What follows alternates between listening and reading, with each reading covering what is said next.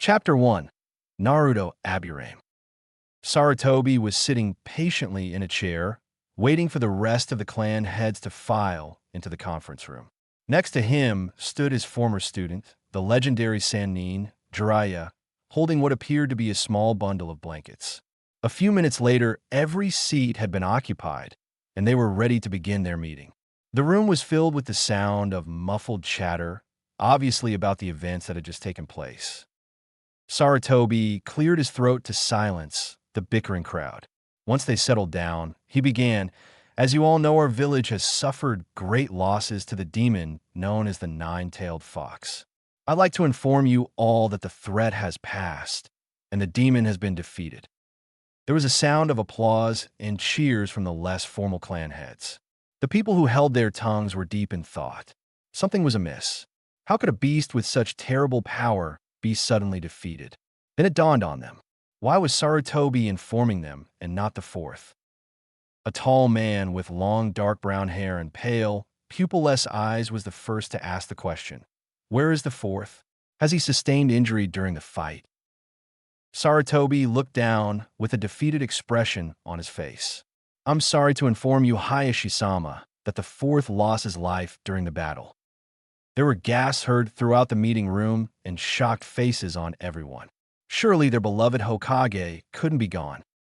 Hayashi managed to keep a straight face, but he too was in pure shock. After composing himself, he addressed Sarutobi once more. How was the demon defeated? He asked, trying to keep his voice as calm and collected as possible. Sarutobi took a minute to think of how he ought to tell them. The demon was defeated by the fourth, he finally explained. He used a forbidden sealing jutsu. At the cost of his own life, he sealed the nine-tailed fox into a newborn child. He nodded to the bundle in Jiraiya's arms. There was another round of gasping from the clans, with everyone throwing questions at the third Hokage as though they were in a game of dodgeball. Sarutobi could only hear bits and pieces of what everyone was saying due to everyone trying to speak all at once. But one voice was heard above all others. Everyone turned to the man who had just shouted, "We must kill it." Sarutobi glared at the rest of the council and answered, "No. Besides the fact that you suggest we kill an innocent child, if we kill the child, the demon will almost surely be released.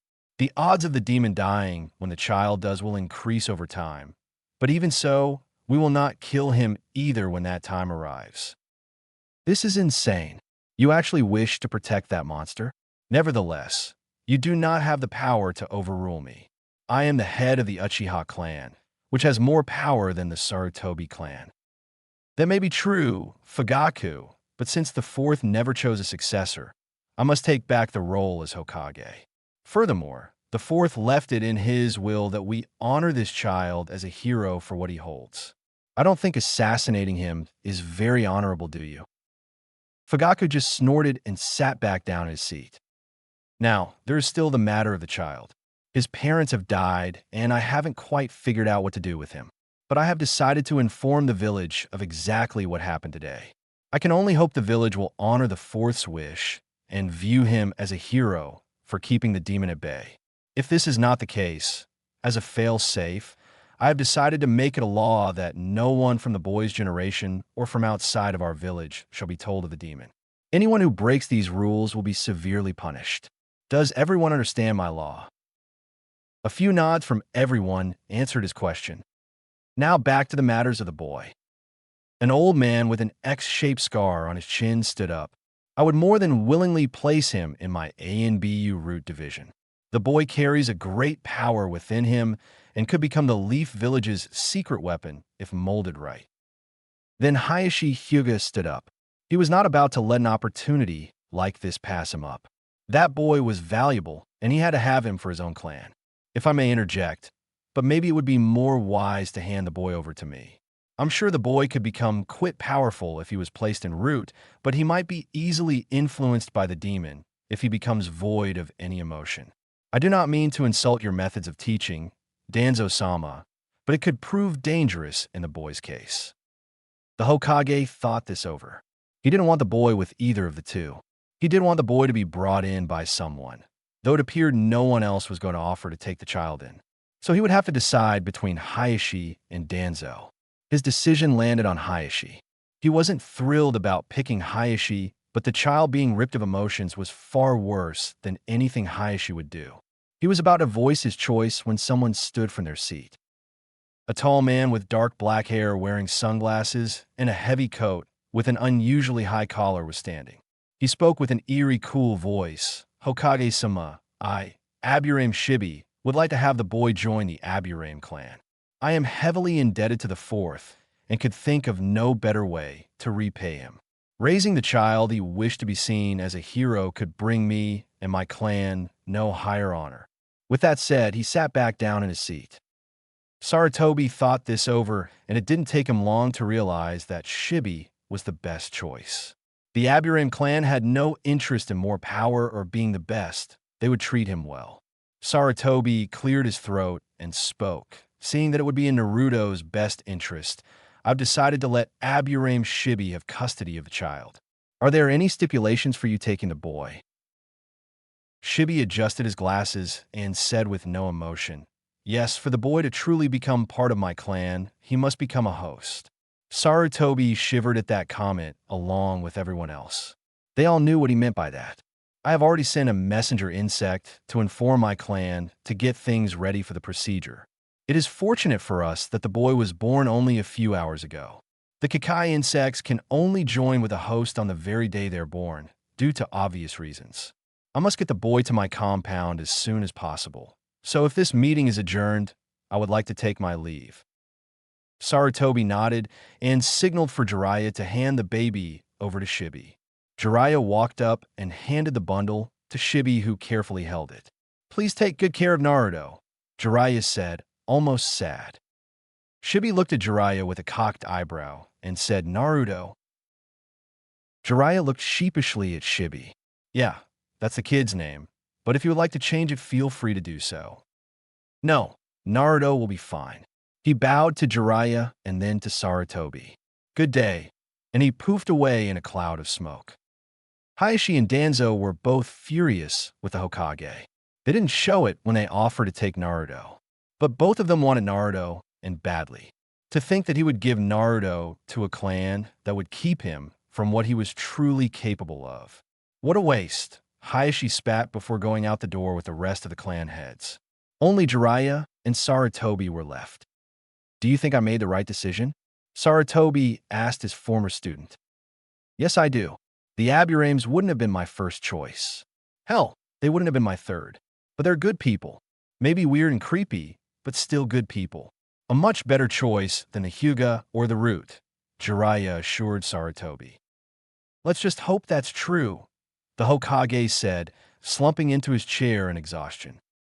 Back to Shibi and Naruto. Shibi had just made it to the Aburame compound when Naruto began to stir from his slumber. The compound was a huge mansion, not as big as the Hyugas, but huge nonetheless. The Aburames are the third most wealthy and powerful clan in the village, only trailing by the Hyuga and Uchiha. The Aburame used to stay in a district with everyone living in their own separate houses 20 years ago. But their clan had decided that living in one hive, so to speak, would logically be more proficient. There were only about a little over 30 Aburame, so most of the rooms were used for Kakai insect breeding, study, and experiments. The home also consisted of a huge library with books on about every known insect, jutsu scrolls, and any other book that would be found in a clan library. Shibi had entered with a now, crying Naruto, and was greeted by his wife. She looked similar to Shibi. She wore a long gray trench coat with huge sleeves that went well past her hands, but the collar barely reached her chin. There was a long black skirt protruding through the bottom of her coat that reached all the way to her lower shin. She had on black heels similar to Tsunade's and had long dark brown hair that was neatly wrapped into a single bun. Finally, she wore the Aburame clan's trademark dark sunglasses. Greetings, she spoke, with far more emotion in her voice than her male counterpart. She walked up to Shibi, who simply gave her a nod in reply. She eyed the crying baby and took him from Shibi's arms. His name is Naruto. I'm sure my messenger relayed the details. She nodded to her husband and lifted her one free arm, the long sleeve sliding off to reveal an already prepared baby bottle with formulated milk in her hand. Naruto managed to finish half the bottle before passing out. Now that he's out, she said, we should get started. I've already selected a nice colony, and his room should be prepped by now. Your assistance is most appreciated, Sheena. She smiled happily, something only a female Aburame was capable of. Well, he is my son, correct? Shibi nodded. That is correct. Just then, a woman walked down a staircase and confronted the two. His room is prepped and ready for procedure. She spoke almost as warmly as Sheena. They both nodded and proceeded to follow the woman upstairs. They arrived into a room that looked like a hospital room prepped for surgery. Sheena placed Naruto on the bed and started hooking him up to life monitors, IVs, and a breathing mask. She pulled a bag of type O blood from a cooler that had been there, connected the blood to a vein in Naruto's arm, and stepped away. A man soon walked in holding a cage with hundreds of the Kakai insects crawling around.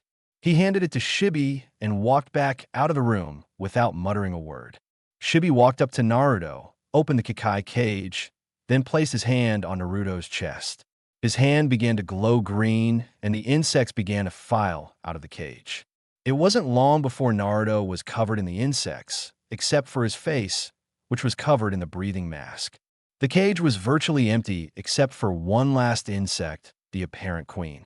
Shibi removed his hand and then let the Kakai finish their work. The Kakai were marking him with pheromones as a way of familiarizing their new home. A moment later, blood began to seep through underneath Naruto. It became impossible to see what was happening due to all the insects covering Naruto. A few minutes later, the bed was soaked with blood, and the amount of insects on Naruto had decreased by half. Sheena had already replaced a blood bag twice, but this was a good sign. He was leaking less blood than normal. About 3/4 of the insects had burrowed their way into Naruto. The queen had also reseeded into his body by this point. Another 2 hours passed, and the process was completed.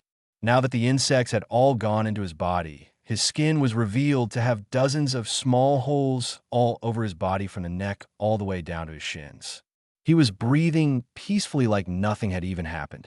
If it wasn't for the deep sleep-inducing serum she dropped in his bottle earlier, his response to the insects would have been somewhat different. Sheena walked up to Naruto and picked him up and took him to a recovery room. Shibi followed. She placed him in a crib and wrapped him up in some blankets. She turned to face Shibi. This little guy is going to be out for a few hours, even with his healing capabilities. So you noticed as well. It must be the chakra of the nine-tailed fox.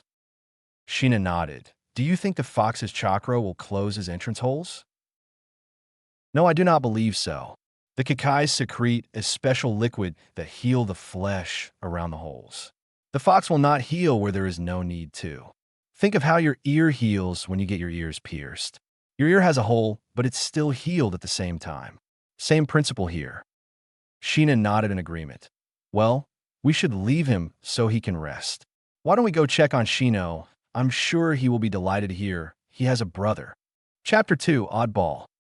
7 years had passed since that fateful day Naruto was adopted into the Aburame clan. The sun was shining, the birds were chirping, and there wasn't a cloud in sight. It was a perfect spring day. Virtually every child was out playing, with the exception of 2 boys. One had dark brown bushy hair, a beige long-sleeve shirt with dark brown pants, and wore pitch black sunglasses. The other boy had spiky blonde hair. He wore a long-sleeved orange shirt with dark brown pants that stopped at his lower calf. He topped that off with sunglasses with a dark blue tint as opposed to jet black ones. They were lying on the floor inside their clan's training room, breathing hard. Hey, Shino, what do ya say we go one more round? The blonde one asked rather loudly. Shino was still trying to catch his breath from their last bout, and having to fight another round didn't sound enticing. Sorry, Naruto, but I'm at my limit. Besides, we should focus more on training with our Kakai rather than taijutsu every day. Shino says in a similar fashion to his father. Yeah, maybe you're right. It's just training with the Kakai is so much harder. Taijutsu is pretty straightforward. You just got to learn a bunch of different kicks, and punches.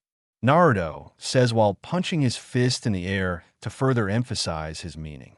With the Kekai, you need to make complex strategies and coordinate all the insects at the same time while defending off your opponent. It's just way too tough. Shino adjusted his glasses.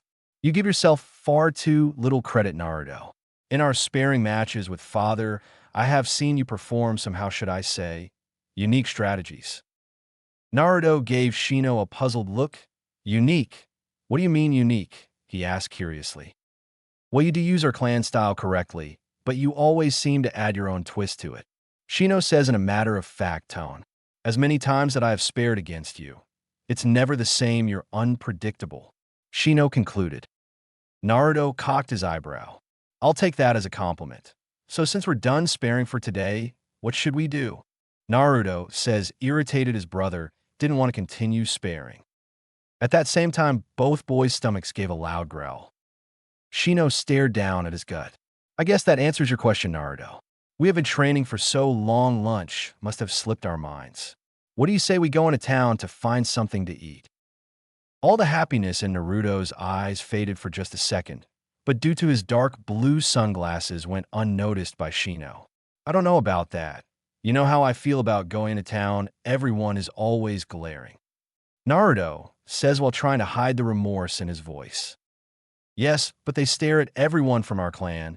People fear what they don't understand. Shino says, trying to console his brother at the same time, pitying the village for not thinking logically.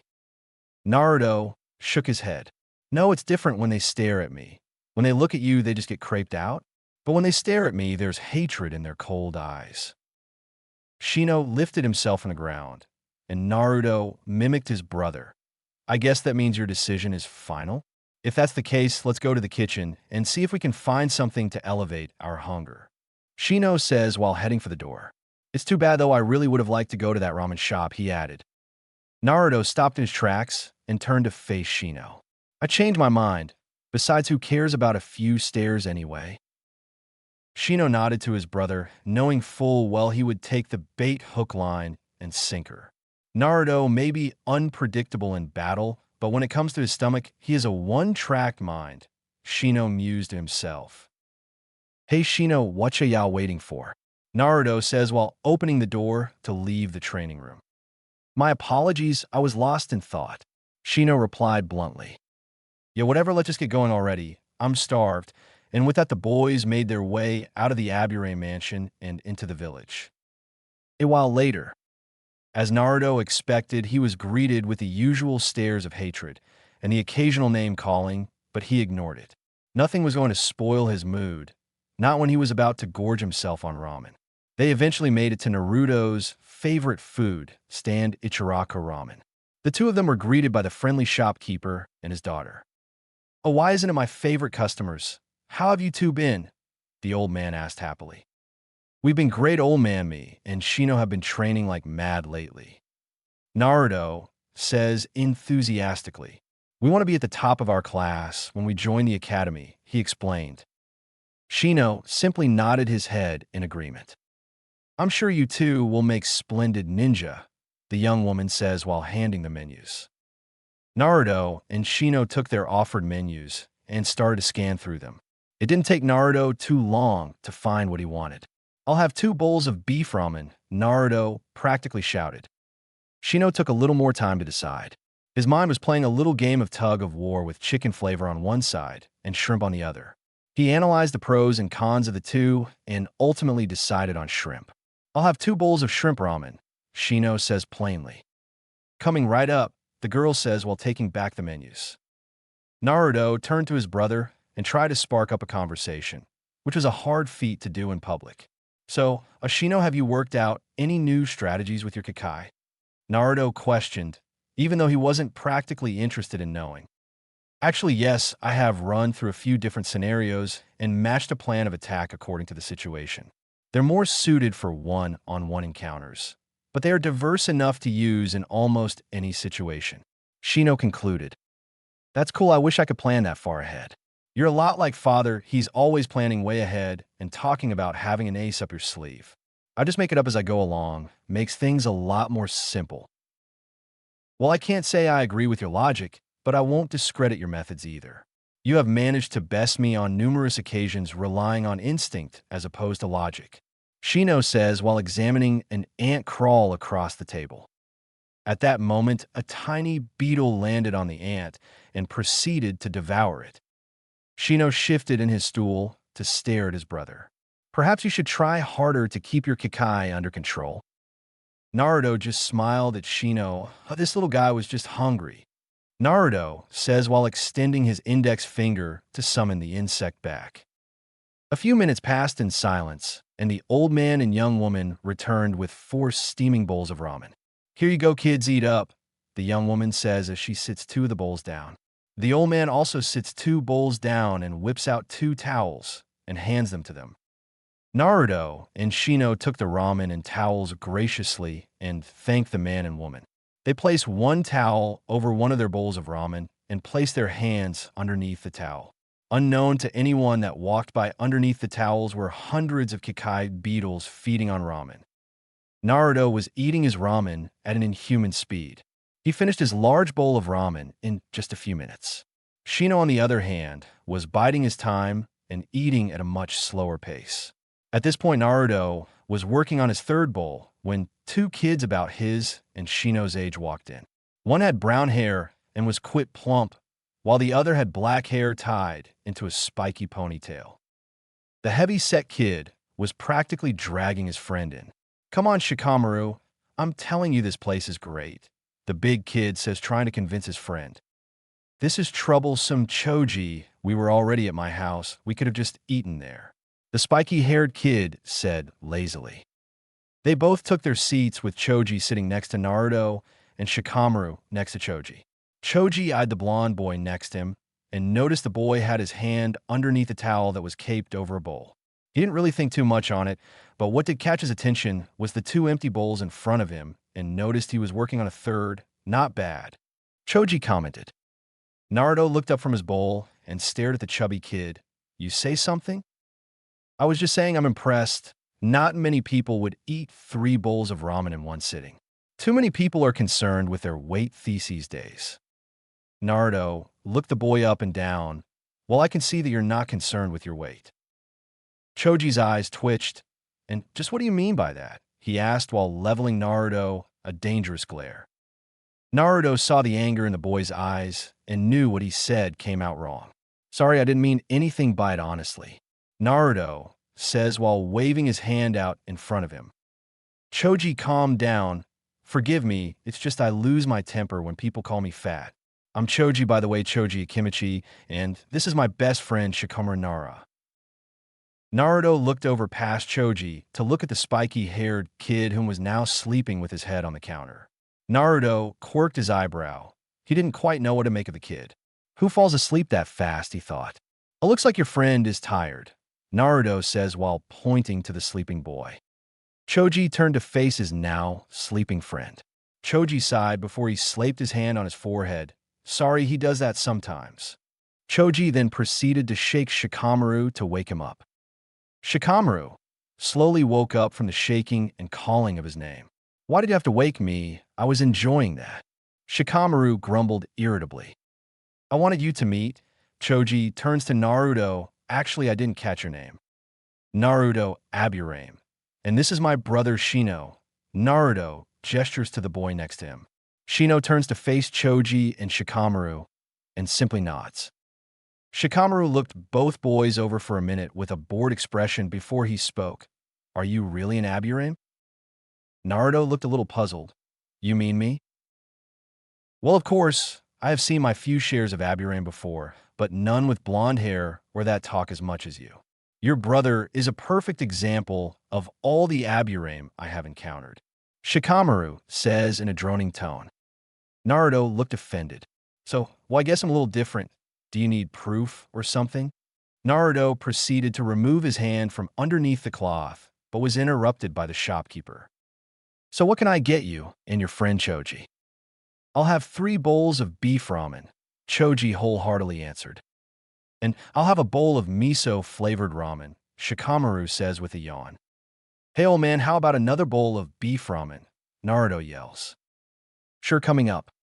Choji took Naruto ordering another bowl of ramen as an unspoken challenge and ordered 5 bowls instead of 3. It was his pride as an Akimichi to out-eat anyone no matter the circumstances. This didn't go unnoticed by Naruto, so he thinks he can eat more ramen than me. We will see about that, Naruto thought with a toothy grin.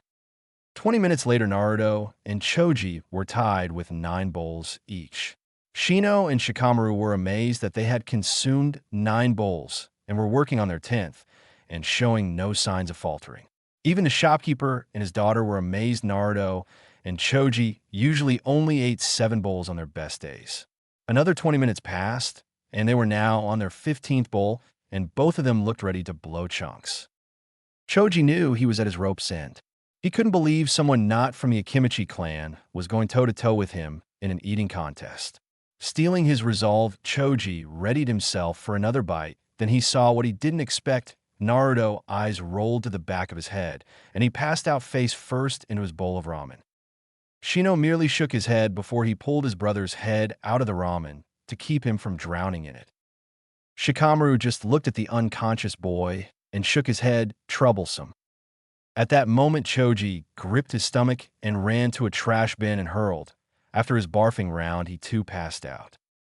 The shopkeeper sighed before he turned to his daughter. Would you mind looking after the shop? I need to get these two to the hospital. Tucci took off his apron and hat, walked around the counter, and picked Naruto up fireman style, and held Choji the same way on his opposite shoulder. Let's get going, you two, he says, motioning to Shino and Shikamaru. They nodded and followed the man. A few minutes later, they were standing in front of a nurse in the emergency room.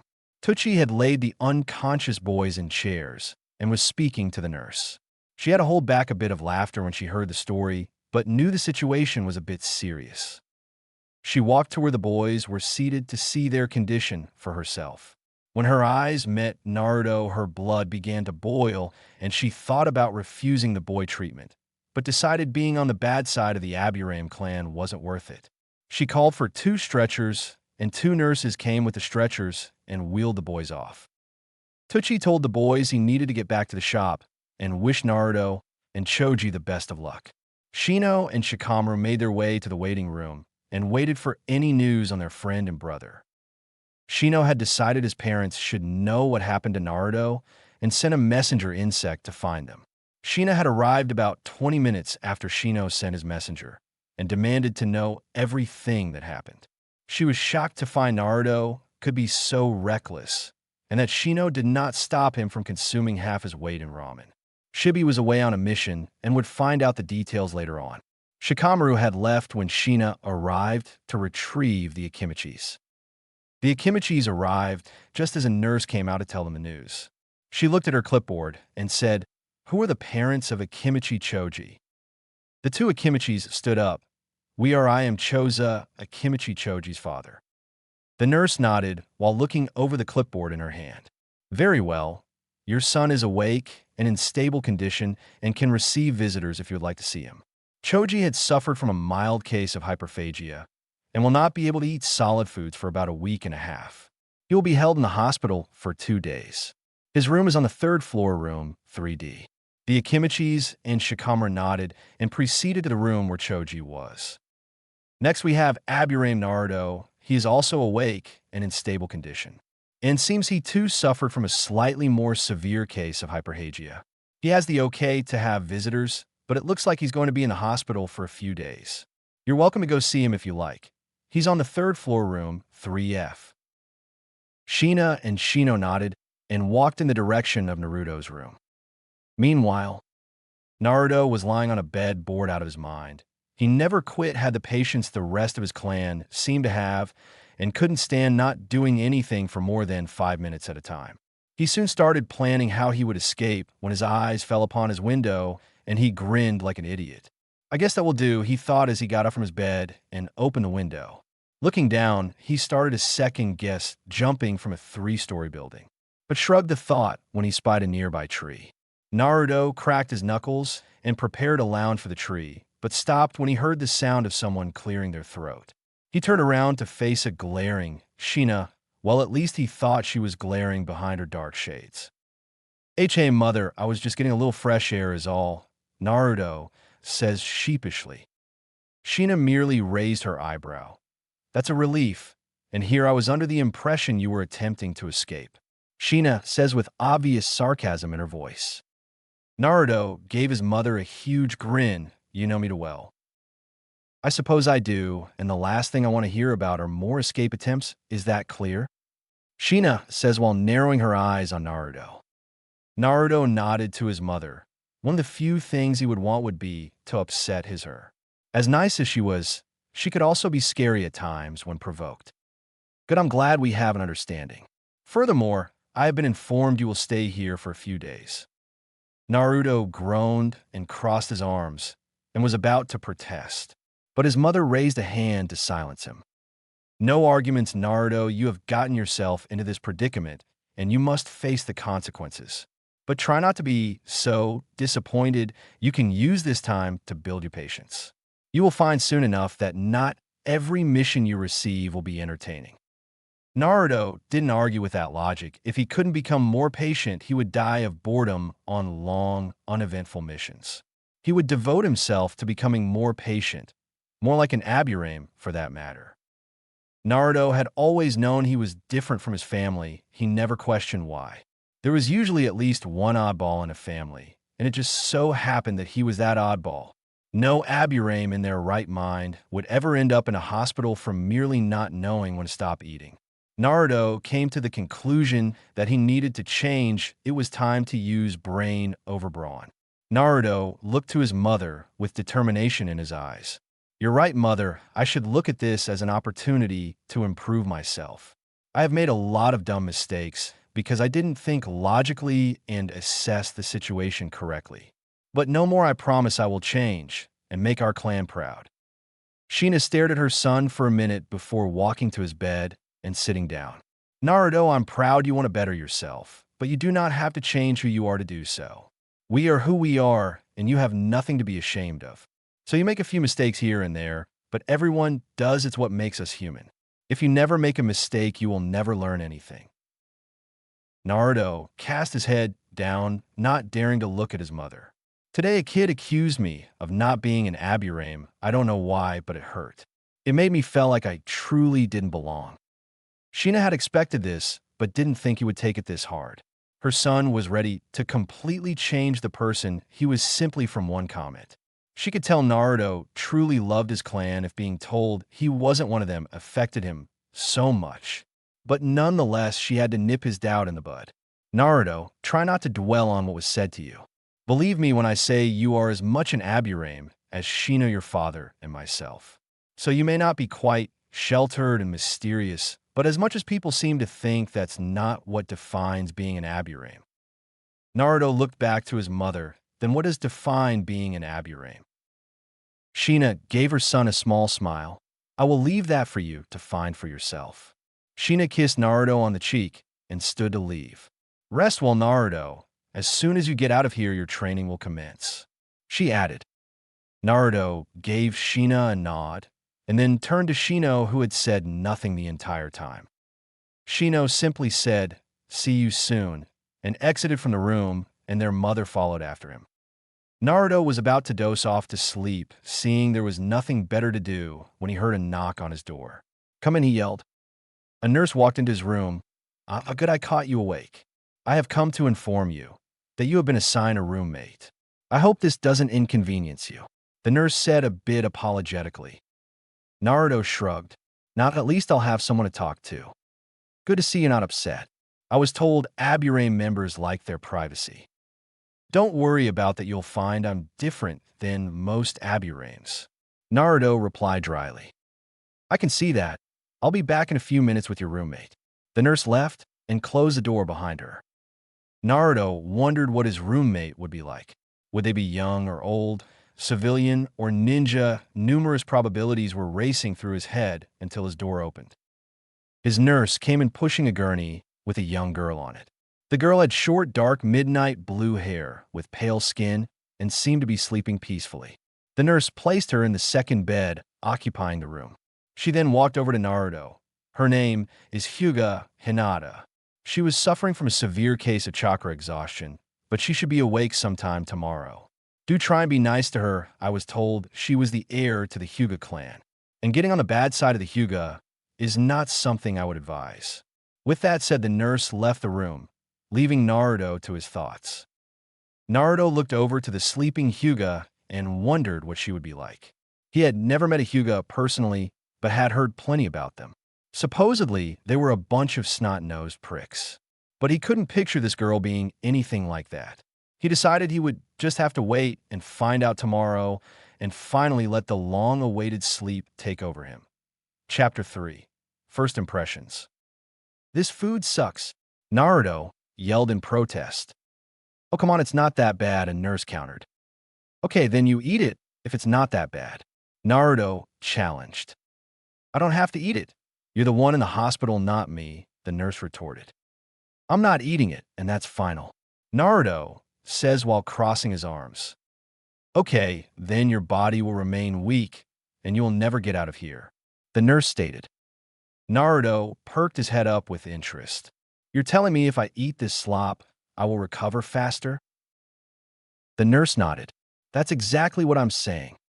You should have told me that before. Naruto then proceeded to devour the food on his tray. Now, that's better. I will return in a few minutes to collect your tray, the nurse says as she turned on her heels and walked towards the door. Done, Naruto shouts, stopping the nurse in her tracks. Done, that's not possible, she says while turning around and gawking when she saw the completely empty tray.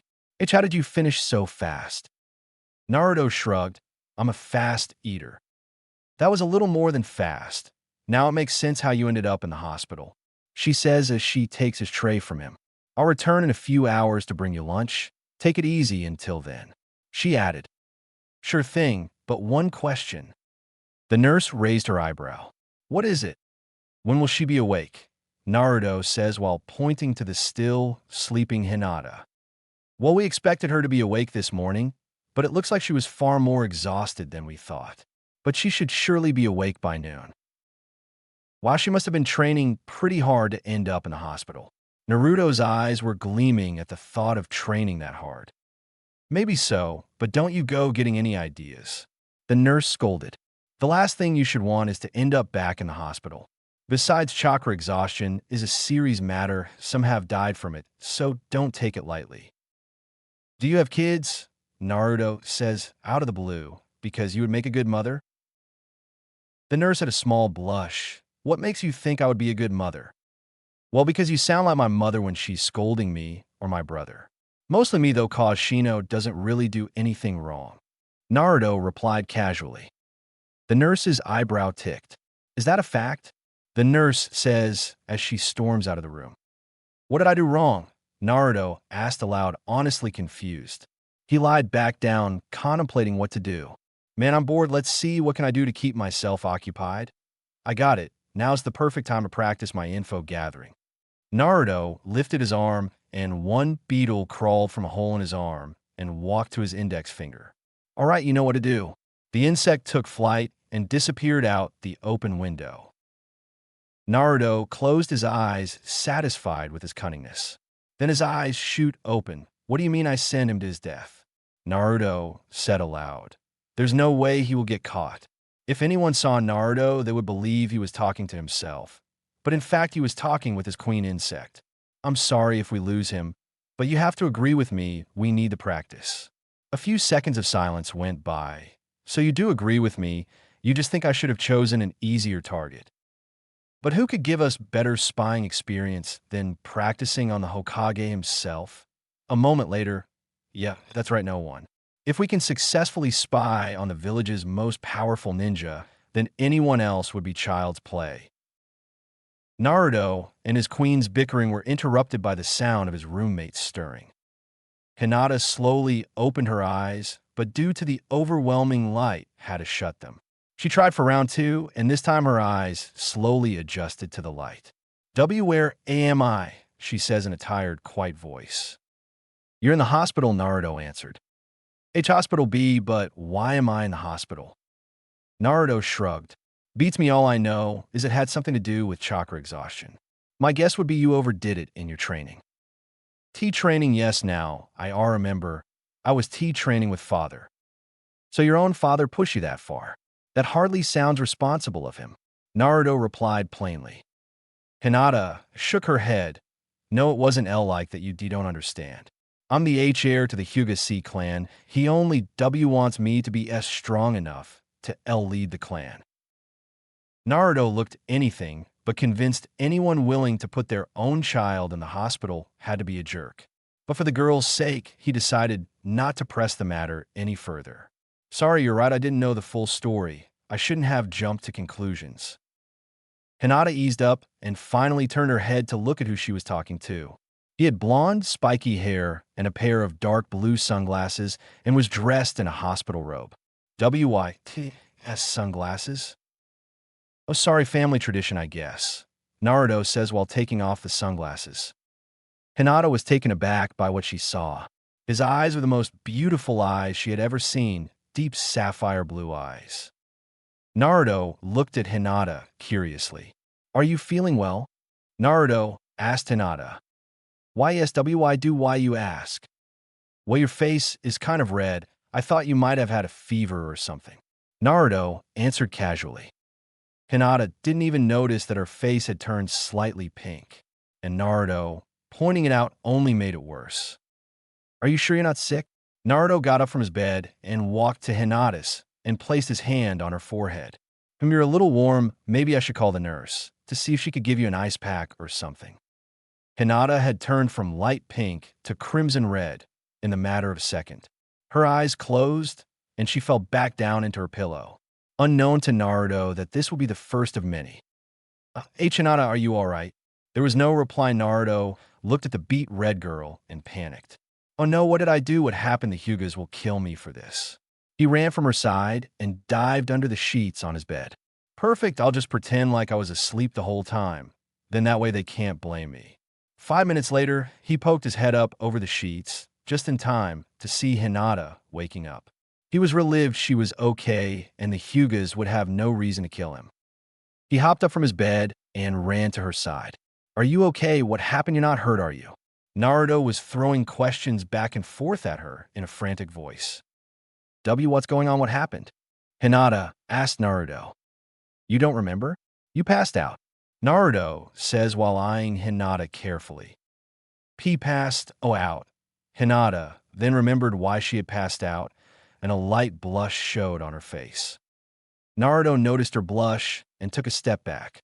I'm glad you're okay. You had me worried. I am sorry I made you worry, Hinata says apologetically. Don't worry about it. Just promise not to scare me like that again, deal? Naruto says while extending his hand out for Hinata to shake it. Hinata timidly extends her hand to shake his deal. Good, now that we got that out of the way, how about I introduce myself? The name is Naruto Aburame.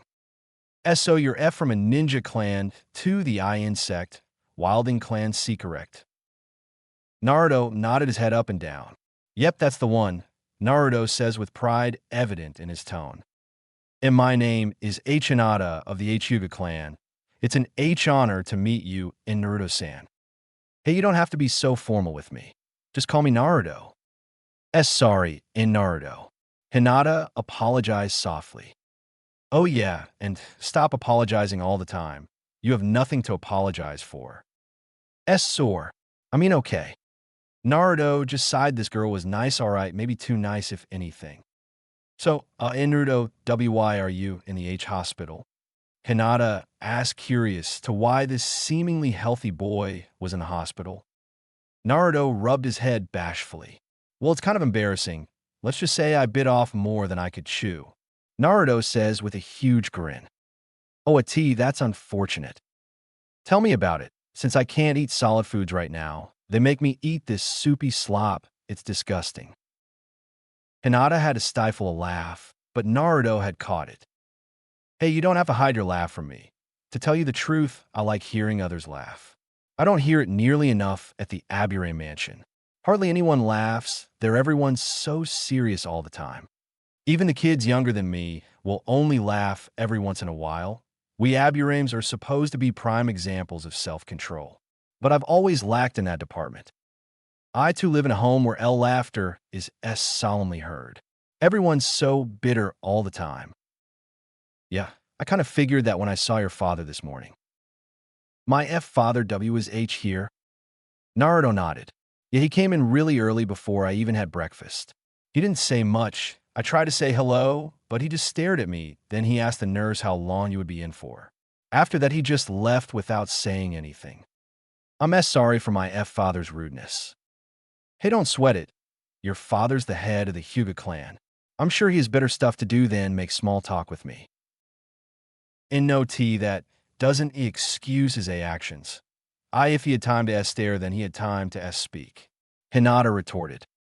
Naruto was about to say something when he noticed one of his insects fly in. Sorry, Hinata, looks like my spy has come back. Hold on, this will only take a sec. Naruto extended his hand, and the tiny beetle landed on his index finger. Well, tell me how'd it go? Naruto asked his insect. Hinata was watching curiously. She knew the Aburames could communicate with their insects, but how was the question? She watched as Naruto just stared at the insect, occasionally giving a nod to the bug. After about a minute, Naruto tells the insect, "Good work." The insect then recedes back into Naruto through a hole in his arm.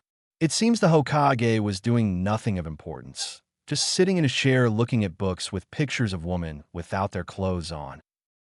Hinata had a deep blush on, but it took Naruto a minute to process the information. The Hokage is a pervert. Naruto shouts aloud when he finally realizes what happened. Man, I would have never pictured the Leaf's strongest ninja to be a perv. In Naruto, how do you T-talk W with why you're insects? I didn't hear anything when your eye insect was reporting back. Hinata asked curiously. You know, you're the first person to ever ask me that question. You'd think people would want to know something like that. Anyway, it's quite simple. I couldn't actually hear my insect talking either. In truth, he wasn't reporting back to me, but reporting to my queen. The only insect I have that I can understand is my queen. She can talk to me telepathically. Oh, really, I had no idea. See, can she speak W with anyone?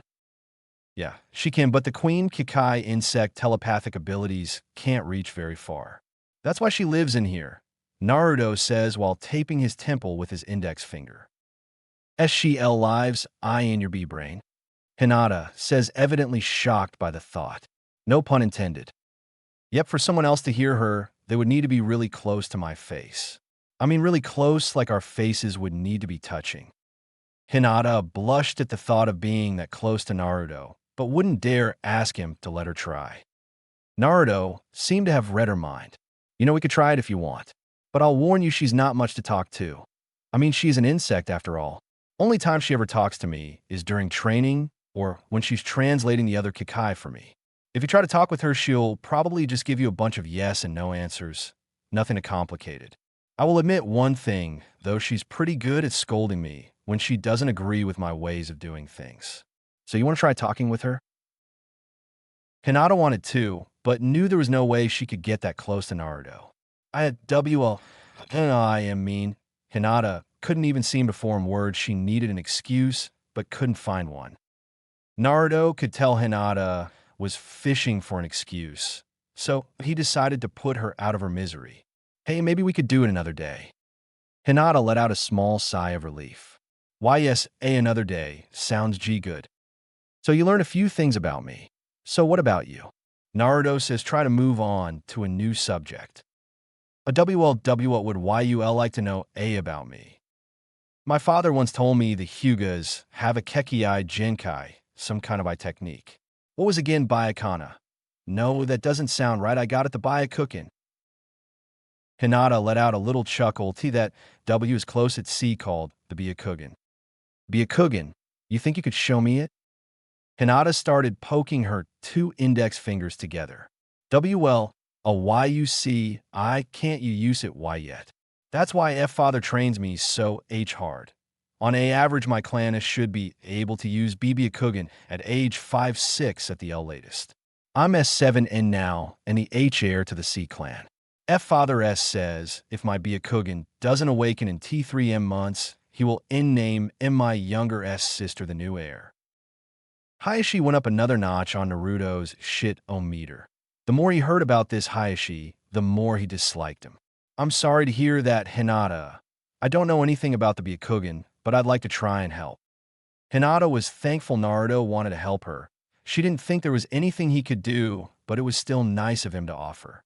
She simply nodded at Naruto to show her approval. First things first, when your Byakugan awakens, does it just happen, or do you have to make it happen? Naruto questions, seeing if he could come up with anything. It can go B both ways. F for most it just H happens. B but some T truly gifted Hyuga have D done it on tier own L like my C cousin.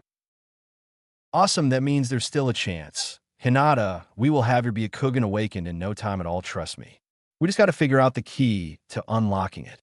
Let's see, maybe you could try concentrating chakra to your eyes. Okay.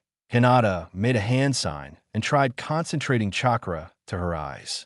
A few veins on the sides of her face revealed themselves and began to throb.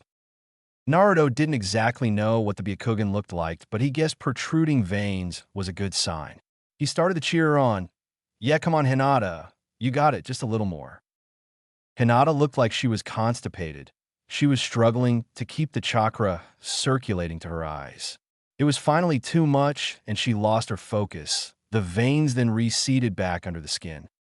Naruto stopped his cheering and looked at the now panting Hinata. Wow, that was great, Hinata. You almost had it. Hinata looked up at Naruto with a sad expression. Thank you, F, for your K kind words, but close isn't G good enough. And Niji was right. I am nothing but a F failure. Hinata covered her face with her hands and began to weep. Naruto just stared at her for a few seconds. He didn't know how to deal with this. He still thought he should give it a try anyway. Naruto sat down on her bed, next to her, and started to rub her back with one hand. Hey, there's no need to cry, I told you before you will get the hang of this. As for Niji, when I see him, I'm going to give him a piece of my mind. How dare he call you a failure? I don't care who he is. No one has that right to decide if someone's a failure. Hinata says in a chocked voice, you don't think I'm a failure? Naruto didn't even give a second thought. Of course not, and shame on anyone who does think that about you. Hinata finally managed to stop her crying after hearing those words from Naruto. She looked up to see he was now just staring out the window, still sitting next to her. Thank you, Naruto Keikun, she stifled out. Naruto turned to look at her and tell her it was no problem, but he then noticed something. Hinata, your eyes was all he managed to say. Chapter 4. Disrespect. Hinata, why your eyes? Naruto stuttered out. Hinata didn't even need to question him. She knew exactly what he was talking about. Her vision was completely different than a moment ago. Everything now appeared white. She also could see everything around her. It was completely bizarre. Being a Hyuga, she had known plenty about the Byakugan, how it worked, what it was like, but experiencing it for herself was overwhelming. Hey Hinata, what's it like? I mean, how does everything look? Naruto asked while staring at Hinata curiously. Hinata focused her sight on Naruto and was shocked at how he now looked. Naruto now appeared transparent. She could see directly into his body. She marveled at the numerous blue cords running through him. Also, the thousands of insects in his body became vividly clear. I can see everything around him, me. Also, I can see your insects and chakra S system. Chakra system? Where have I heard that before? Oh yeah, doesn't your family's fighting style have something to do with the chakra system? Hinata was about to answer Naruto's question, but she was cut off by a stern voice. Young boy, whatever reason are you sitting on my daughter's bed? Hayashi Hyuga says from the door. Naruto and Hinata both whirl around to face the man. Naruto hastily stood up from the bed. Oh, sorry, I was just helping her out with something. Hayashi was about to say more, but stopped when he noticed Hinata's eyes. I see you have finally activated your Byakugan. Hayashi states, more as an insult than a compliment. Hinata deactivated her Byakugan, then lowered her head in shame. She had expected, no hoped her father would be proud. Why yes, F father, it H happened just a moment ago. Hayashi narrowed his eyes on his daughter. Well, it seems that you're not a complete failure after all, he states bluntly. Naruto suddenly felt his muscles tense. He didn't like the way Hayashi was speaking to Hinata. He thought it would be better to hold his tongue, but it wasn't in his nature to do so. Hey, don't you think you could at least pretend to be proud of her? Naruto challenged Hayashi. Quiet boy, this matter does not concern you. Hayashi countered. Naruto glared at Hayashi. The hell it does, Hinata's a friend of mine, and no one treats my friends like that. I don't give a damn who they are, and that includes you. Hinata was speechless. She couldn't thank Naruto enough for helping her activate her Byakugan. But now he was standing up to her father on her behalf. Hayashi was also struck speechless. No one had ever spoken to him like this, and he didn't like it. Hayashi's voice soon came back, and he used it. How dare you raise your voice to me, you insolent little brat? Do you have any idea who you are speaking to? Naruto shrugged. I think I might have an idea. Hayashi Hyuga, head of the world-renowned Hyuga clan, famed for their use of the Byakugan. Is that about right? Naruto says in a sarcastic manner. Hayashi narrowed his eyebrows and sparked a little killer intent, causing Hinata to tremble, but Naruto held his ground. If you know who I am, then why aren't you showing me the proper respect I deserve? I'm showing you the proper respect you deserve, and that's none. Naruto spat venomously. Hayashi had had enough. His Byakugan seemed to have activated on its own accord. My patience grows thin, so I suggest you learn some manners and quickly. Hayashi says in an icy tone. Naruto felt a bit nervous when he heard Hayashi's cold tone. But he started something, and he was going to finish it. Naruto opened his mouth to say something, but was cut off by a knock on the door. Hayashi's and Naruto both looked to door and watched as Shibi, Shina, and Shino strolled in. Hello, Naruto, and Hayashi, what reason do we owe this rather unexpected visit? Shina says, not trying to sound polite to Hayashi in the slightest. My business here concerns my daughter, whom is vacating this room with your son. Shina simply raises an eyebrow, then shifts her hidden gaze to Hinata. She noted Naruto was standing strangely close to Hinata's bed, and now thought she knew the reason Hayashi's Byakugan was active. After a moment of just looking at Hinata, she walked past Hayashi towards Naruto and Hinata with Shino close behind. Shina's vacancy allowed Shibi to walk over and stand next to Hayashi, which Hayashi didn't like in the slightest. He could hear the buzzing coming from Shibi and started to feel uneasy. Shibi turned his head slightly and adjusted his glasses to make it obvious he was staring at Hayashi. Hayashi heeded Shibi's silent threat and deactivated his Byakugan and just stood there silently. Shibi, now satisfied, joined Shina and Shino to talk with Naruto. Now Hayashi may have been the head of the Hyuga clan, but getting into a confrontation with an Aburame, let alone the head Aburame, wasn't a good idea. If not for the Hyuga outnumbering the Aburame 3-1, there would be no question as to which clan was stronger. Hey Mom, Dad, Shino, nice of you to visit me. Naruto says, thankful they arrived in time to end his battle with Hayashi. Yes, and we come with good news. What good news, you ask? A nurse has informed us you are healing faster than expected and should be ready to leave by this time tomorrow. Shino states dryly. Naruto's face lit up. Really, that's awesome. I can finally get back to training and no more hospital food. We're glad you're pleased. Now, are you going to introduce us to your roommate? For that would be the polite thing to do. Shibi says, sounding more like he read that from a book as opposed to real-life experience. Oh yeah, sorry. This is Hinata. Hinata, these are my parents and brother. It's a very nice to meet you. Hinata says, even more nervous with her father watching. As you, was Shina's simple reply. Hayashi's eyebrow twitched. He hated taking the back seat to anyone, and taking it to his own daughter is where he would draw the line. So he cleared his throat to get everyone's attention. Forgive me for intruding, but I have other business to attend to. So if you do not mind, I would like to have a word with my daughter in private. Hinata's stomach lurched when she heard this. A private conversation with her father was bad news. Shina stared at Hayashi, making him feel even more unsettled. We will retire to the hallway, but Naruto stays. For it would be against hospital rules for him to leave his room without consent from nurse or doctor. Naruto, staying won't be a problem, will it? Hayashi was fuming on the inside. He had had enough with the disrespect these Aburames were showing him. Yes, it would be a problem. I have matters to discuss that cannot be heard in mixed company. Sheena adjusted her glasses. That's unfortunate, but I will not have my son break the rules. Hayashi narrowed his eyebrows. Fine, it matters not. Hinata, we will discuss this when you're released tomorrow. After that, Hayashi stormed out of the room. Good riddance, Naruto whispers under his breath, but Hinata managed to hear it. I'm as sorry for T that WA my F-father T treated you in Naruto-kun. Sheena raised her eyebrow when she heard Hinata attach Kuin to Naruto's name, but didn't bother to question it. Hey, you don't have to apologize for what your father did. OS sorry. Naruto, I'm afraid our visit must come to an end. I've been assigned another mission and need to prepare for it. Shibi interjected. Naruto nodded his understanding. What about you, Mom, Shino? I apologize, Naruto, but today is physical training day. I think I was generous enough to allow Shino a brief visit. Oh man, physical training day, and I gotta miss it. You're so lucky, Shino.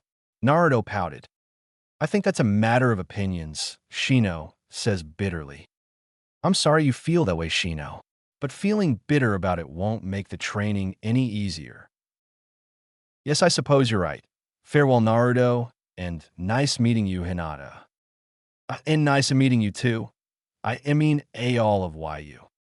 It was a pleasure meeting you, Hinata, and I'll see you tomorrow, Naruto. Sheena says with a small smile. Goodbye, Miss Hyuga, Naruto with Shibi's short reply. See y'all later, and Mom, how about we have another physical training session the day after tomorrow?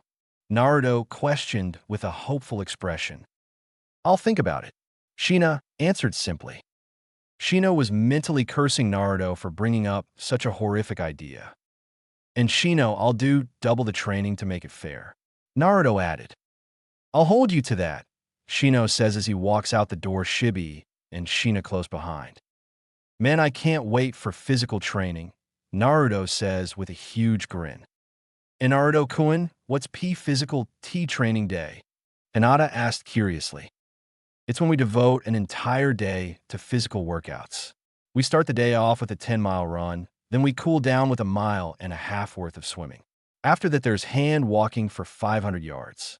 Then for 5 hours, we do push-ups, sit-ups, squats, high knees, jumping jacks, pull-ups, pelvic lifts, deadlifts, lats, leg raises. I could go on. Then we rest for an hour, and once that hour is up, we sprint for a full mile. Then to wrap that all up, we finish the day sparring with each other with weights on. I know it must sound like a lot, but it's really fun. YUP plan to do double that? Hinata asked, obviously astounded with the workload. Naruto nodded. Yeah, it's going to be tough, but I think I can do it. Hey, maybe you can join us. Hinata started pressing her fingers together. Well, you see, I don't know if F-father would approve. Yeah, I didn't think of that. Well, just forget I asked. I'm really sorry. I would have liked to train with you. Hinata added softly. Well, maybe we can train together when we join the academy. You're joining the academy, right? Naruto questioned with a hopeful look in his eyes. Why, yes, I originally wasn't as supposed to be, but F-father thought it would benefit me and more to enroll there. Well, whatever reason, I'm glad you're joining. Who knows, maybe we will get put in the same class. I would like that. Yeah, me too. After that, the two just made small talk. They talked about their clans, training, other clans, jutsus, famous ninja, pretty much anything that popped into their heads. Their remaining time in the hospital was spent like this until they finally had to part ways the next day. Naruto was surprised to find he was sad when Hayashi had shown up to retrieve Hinata. He knew he would be seeing her in a few months when the academy started, but months sounded long for his liking. Hinata had become a good friend to Naruto in such a short amount of time, and it irked him to know he wouldn't see her for months. Unbeknown to Naruto, Hinata felt the same way, if not even more so, than Naruto. Naruto had become her first real friend, and was the only one besides her deceased mother who didn't think she was a failure. Once Hinata had gone, Naruto impatiently waited to be released. About 3 hours after Hinata had left, a nurse showed up to give Naruto the okay to leave. Naruto was greeted by Shino on his way out. Yo, Shino. So where's Mother? I thought for sure she would have come to take me home. Mother is out on a mission, so I came to escort you home. Shino replied. Escort me? You made me sound like a little kid. Naruto grumbled indignantly. Shino just ignored Naruto's statement and continued to walk. So, Shino, how'd the training go yesterday? I'd rather not talk about it. Shino says, resisting the urge to rub his sore muscles. Haha, sounds like Mother must have worked you pretty hard. That would be an understatement. Shino replied, somewhat irritated. Yeah, I bet it wasn't as nearly as bad as the hospital food I had to eat. Speaking of which, I'm starving. What do you say we get some ramen? Shino simply looked at his brother dumbfounded. Naruto, haven't you learned anything from this experience? Naruto shrugged. Yeah, I hate hospital food. Shino just sighed and followed the now sprinting Naruto to the ramen stand. Chapter 5. First day. Naruto slowed down. There's no point in rushing. Class will start at 8 o'clock, no matter how early we arrive. Shino stated in an annoyed tone. Sorry, Shino, it's just I can't help it. We've been training for this forever, and I'm excited about seeing Hinata again. Naruto replied loudly. Shino raised his eyebrow. The Hyuga girl we met months ago. He questioned somewhat curiously. Yep, that's the one, Naruto says happily. Why such an interest in seeing her again? Shina says, cutting in on the boys' conversation. 'Cause she's the only friend I have outside the clan. Naruto answered simply. Is that so? I thought it might have been for another reason. Another reason like what? Naruto questions with a puzzled look on his face. Nothing you need concern yourself with. Naruto was about to press the matter further until he noticed the academy building in the distance. Yes, there it is, Naruto says while picking up his speed. Shino simply shook his head and continued to walk at the same pace while Naruto sprinted ahead. A moment later, Shina and Shino arrived at the academy building about a minute after Naruto. When they got there, they saw Naruto staring at a sheet of paper posted on the door. What exactly are you looking at, Naruto? Shina says while adjusting her shades.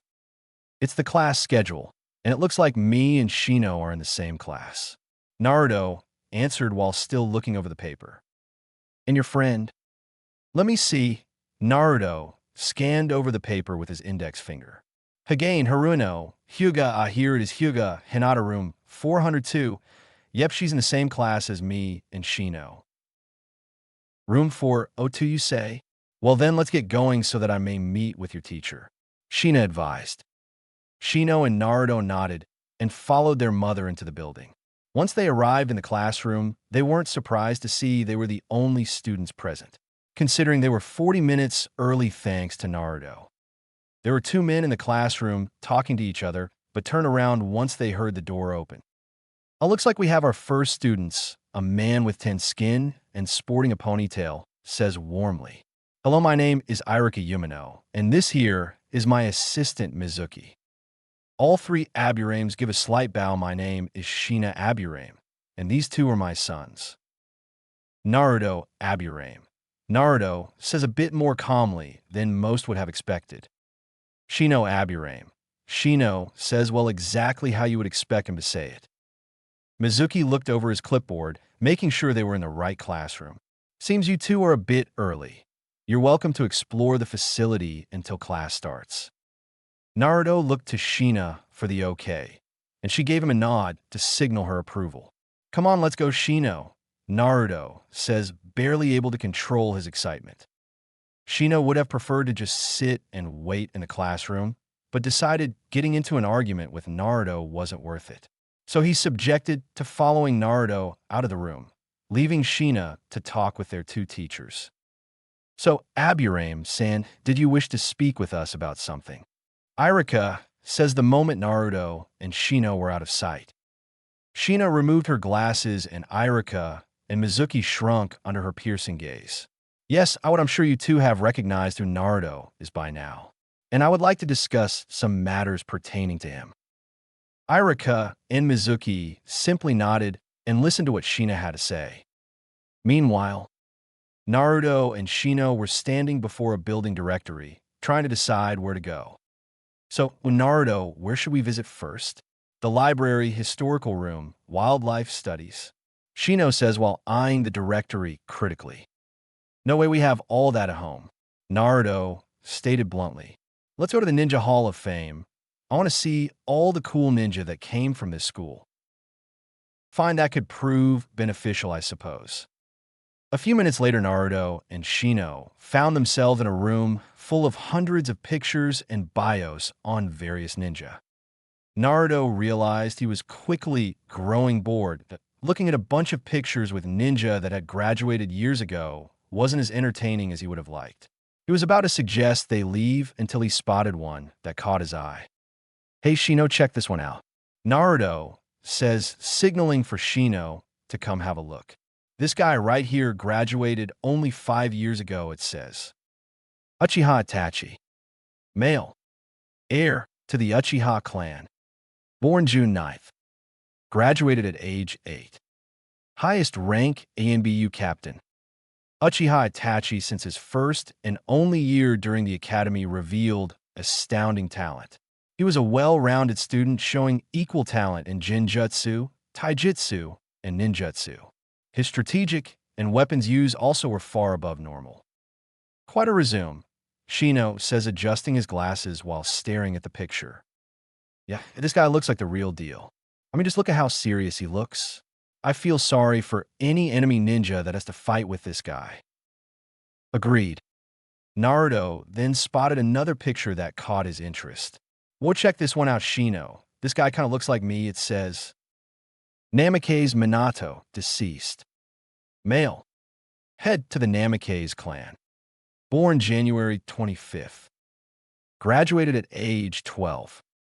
Highest rank Kage. Namikaze Minato was one, if not the most brilliant ninja to ever derive from the academy. He expelled formidable talent in ninjutsu, taijutsu, and jinjutsu, but prevailed mostly in ninjutsu. Minato's talent became obvious in his first year attending the academy. Minato had been offered the opportunity to graduate his first year, but decided to stay and graduate at the traditional time. Naruto nodded his head approvingly. Kage, so that means he was a Hokage? Shino quirked his eyebrow. Do you really not know who that is?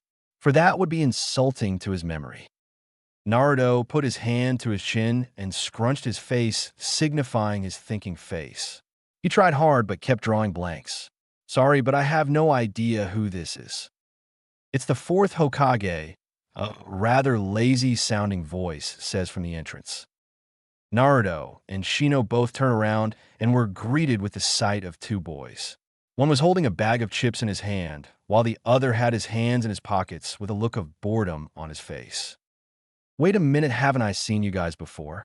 Naruto says while pointing an accusing finger at the two boys. Well, nice to see you haven't completely forgotten us, the boy holding the bag of chips says. So I have seen you before, but I can't remember where. That's not very polite. We recognized you two, even with the trench coats on.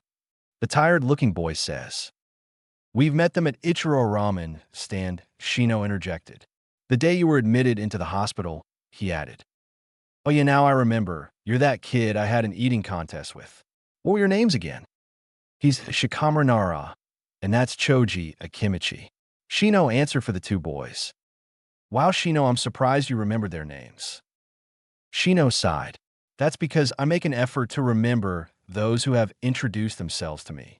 Why, you ask, for I will not hurt the feelings to whom that have called out to me. I guess I didn't think of it that way. Hey, Shikamaru Choji, sorry about forgetting your names. Naruto says apologetically. It's no problem, Choji says through a mouth full of chips. This whole situation's a drag, but to more pressing matters like getting to class on time. Shikamaru says while pointing to a clock on the far wall. 7 minutes should be more than enough time to make it to class. Shino says while heading for the exit. Wait up, Shino. Naruto says, catching up with Shino. Shikamaru, we should probably just walk with them. Choji advised his lazy friend. Yeah, since we're all first-year students, our class is probably in the same direction as theirs anyway. Hey, Naruto, Shino, wait up. So, Shikamaru, what class you and Choji in? Naruto questioned. That paper at the entrance said room 402, so I guess that's it. Shikamaru replied dryly. Naruto grinned. That's awesome, Yoshino, Choji, and me are all in the same class. Shikamaru let out a sigh, troublesome, he whispered. Naruto quirked his eyebrow. You say something, Shikamaru? Just that I hope our class isn't full of troublesome people. I guess you're about to find out right now, 'cause there's the classroom up there. The four boys enter the classroom and are greeted by numerous stares, while more like Naruto and Shino. The students found it weird to see two kids dressed in trench coats with collars that reached practically to their noses. And the dark sunglasses they were sporting only added more to the students' curiosity. Hey, Shino, Naruto, good you're on time. Why don't you and your friends go find a seat? Irika says, obviously nervous. Yes, sit anywhere you'd like. Mizuki says, equally nervous as Irika. Naruto scanned over all the students and noted a pink-haired girl that looked kind of cute. But he dismissed the thought as soon as he spotted Hinata sitting in the top row, staring at him with a blush on her face. And, as luck would have it, there were two empty seats next to her. Hey, Shino, Hinata's in the top row. Let's go sit up there. Naruto whispered to Shino. Shino simply nodded and followed Naruto to the top row, while Shikamaru and Choji sat in the second row next to each other. Hey, Hinata, long time no see. You remember Shino, don't you? Naruto says while taking the seat to Hinata's left, while Shino took the seat to her right. Why, yes, I remember. How have you T2 been? Hinata asked softly. Pretty good. Just did a whole bunch of training. What about you? I'm fine mostly. I just T-trained W with F father. All right, students, class has officially started. So, I'd like all of you to silence the chatter. Irika called out loudly to the classroom. All the students did what they were told. Thank you. Now, first off, I would like to start by introducing myself. My name is Irika Yumino, but you will call me Irika Sensei. Is that understood? Yes, Irika Sensei, the students spoke in unison. Very good. Now that you've met me, I would like you to meet my assistant. Hello, students, my name is Mizuki, but you're to call me Mizuki Sensei. Is that clear? Yes, Mizuki Sensei. All the students once again say. Okay, I'll be taking roll call now. And when I call your name, I would like you to say a little something about yourself. Irika says while looking over his clipboard. First up, Aburame Naruto.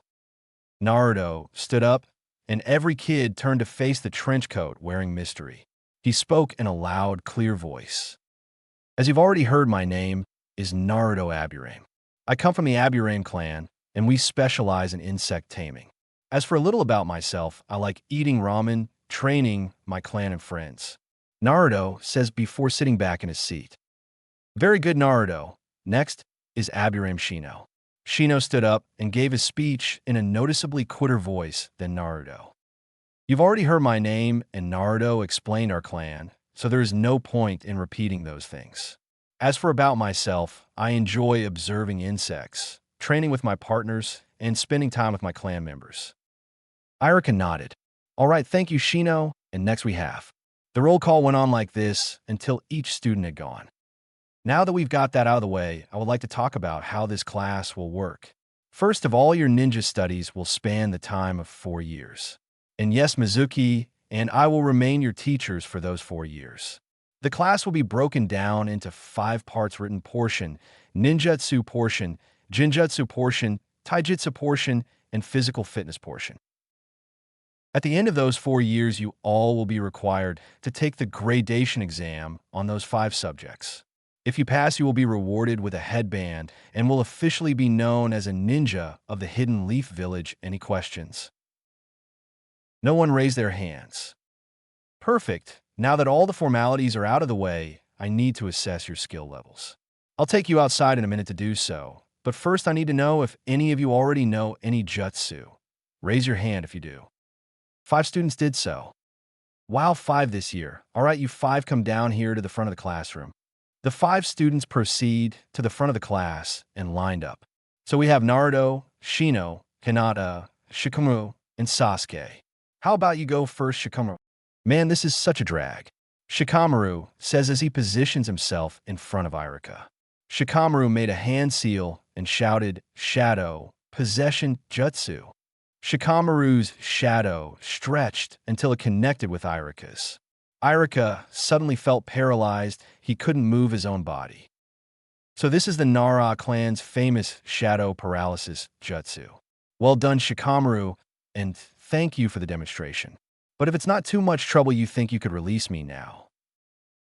Sure, Shikamaru then releases his hand sign, ending his jutsu.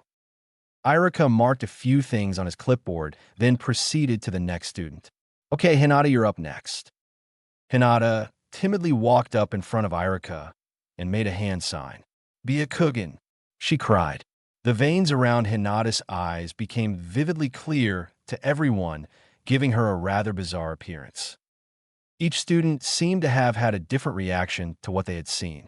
There were cries of "you cool," "gross," "whoa," and "awesome," though mostly were sounds or comments of disgust. Good job, Hinata. I take it you've been learning your family's style of taijutsu. Why, yes, I've been learning it since I activated my Byakugan. Since there's no real safe way for me to gauge how proficient you are in the gentle fist art, I'll just have to assume. Iruka says while jotting down a few things on his clipboard. You're up next, Shino. Shino took his place in front of Iruka and extended his arms in front of him. Shino's insects began to flood out of his sleeves and gather in front of him. The students' reactions toward Shino's display were similar to Hinata's Byakugan reaction, except there were a lot more cries of "you." A few seconds after Shino's insects had gathered into a shapeless mass, they began to take form. Soon standing before the class was an exact clone of Shino. Wow, Shino, this insect clone of yours is flawless. Iruka noted approvingly. Shino's reply was to disperse his insect clone and walk back to his spot in the lineup. Thank you for the demonstration, Shino. How about you go next, Sasuke? I should warn you. It would be wise for me to do my demonstration outside. Sasuke replied coolly. Iruka nodded. That's not a problem. Okay, class, follow me outside. A few minutes later, the entire class found themselves in one of the many training fields of the academy. All right, Sasuke, you dragged us out here, so show us what you can do, Mizuki says. Sasuke walked a few yards ahead of the class and ran through some hand signs. Fire style, great fireball, jutsu. A giant fireball erupted from Sasuke's mouth, dazzling the crowd. Whatever girl in the class that wasn't already attracted to Sasuke quickly jumped ship. Even Mizuki found himself more than impressed. The average Uchiha usually didn't learn that jutsu until their 4th year during the academy. Iruka was in a similar fix as Mizuki. He knew to expect great things from Sasuke, considering who his brother was. But an 8-year-old mastering any fire jutsu, let alone one as powerful as the Great Fireball Jutsu, was anything short of genius. Excellent work, Sasuke, Iruka says while marking his clipboard. Sasuke smirked at the compliment and proceeded to the sidelines to join the other students. All right, Naruto, you're the last one. Show me what you can do. Mizuki smirked as he watched Naruto walk towards Iruka. Okay, nine-tail brat, let's see what you're made of, Mizuki thought while eyeing Naruto carefully. Naruto cracked his knuckles as he headed for the clearing next to Iruka. He stood there for a moment, then made a hand sign. Shadow Clone Jutsu. The clearing was instantly covered in what had to be about 50 blonde-haired clones of Naruto. Impressive, Naruto. I've never seen anyone make so many clones before. Iruka was about to mark something on his clipboard, but stopped when something dawned on him. Naruto, did you say shadow clones? Naruto could barely control the huge grin threatening to engulf his face. That's impossible, Mizuki cut in. There are Chunin who can't even use the shadow clone jutsu, let alone make 50 of them. Mizuki pulled out a kunai and whipped it at one of the Naruto clones to test his theory. To his greatest surprise, the kunai impaled the clone and caused it to burst into smoke. Mizuki was struck speechless. He had never heard of an 8-year-old mastering a jutsu that required such a huge amount of chakra. "I'm not done yet," the Naruto clones shouted in unison. They each extended their arms in a similar fashion as Shino, and thousands of insects began to pour from the Naruto clone's sleeves, succeeding in completely grossing out the onlookers. The masses of insects then proceeded to transform into Naruto clones. A few seconds later, the training field was littered with twice as many Narutos. Each student present then had to locate their jaws on the ground. They hadn't seen their parents do something like this, let alone someone their own age. Sasuke was inwardly fuming that he thought for sure he would be the best in his class. But this Aburame boy may be equal or even stronger than he. I'm an Uchiha, we're supposed to be the best father, won't accept nothing less than the best. Iruka took a moment to find his voice. "Well, Naruto, that was some show you put on for us. I can honestly say I wasn't expecting to find this many first years with so much talent." "Thanks, Iruka-sensei," Naruto says while dispersing all of his clones, then walking over to join Hinata and Shino with the other students. That was marvelous in Naruto-kun," Hinata says meekly. "Thanks, Hinata. I've been working on that move for a while now. I'm just glad I perfected it before school started." "I thought Mother told us. And when I say us, I mean, showboating," Shino scolded. Naruto rubbed the back of his head bashfully. "I guess I kind of forgot. So that's why you only revealed one of your jutsu." Shino nodded. "That is correct." Iruka cleared his throat to gain the attention of all his students. "All right, class, since we're already outside, we will be starting your skill assessment test. Follow me to the training course." Training course.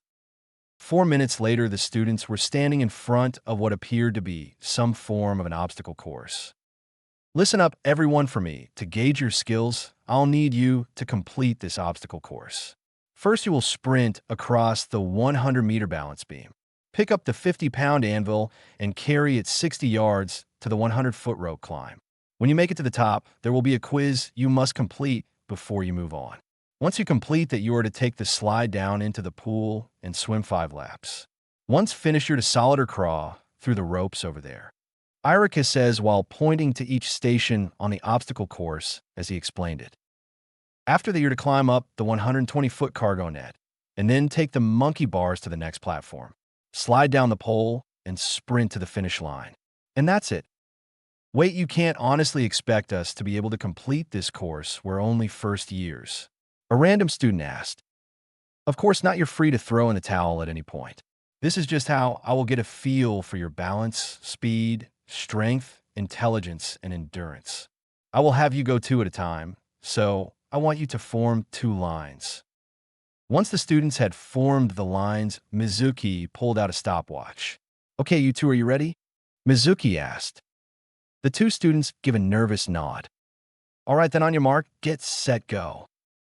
The 2 students both take off towards the balance beams and appear to be making good time. They both make it through the balance beam, but found themselves in trouble when they got to the rope climb. One of the boys makes it to the top, while the other suffered some painful rope burn from sliding back down.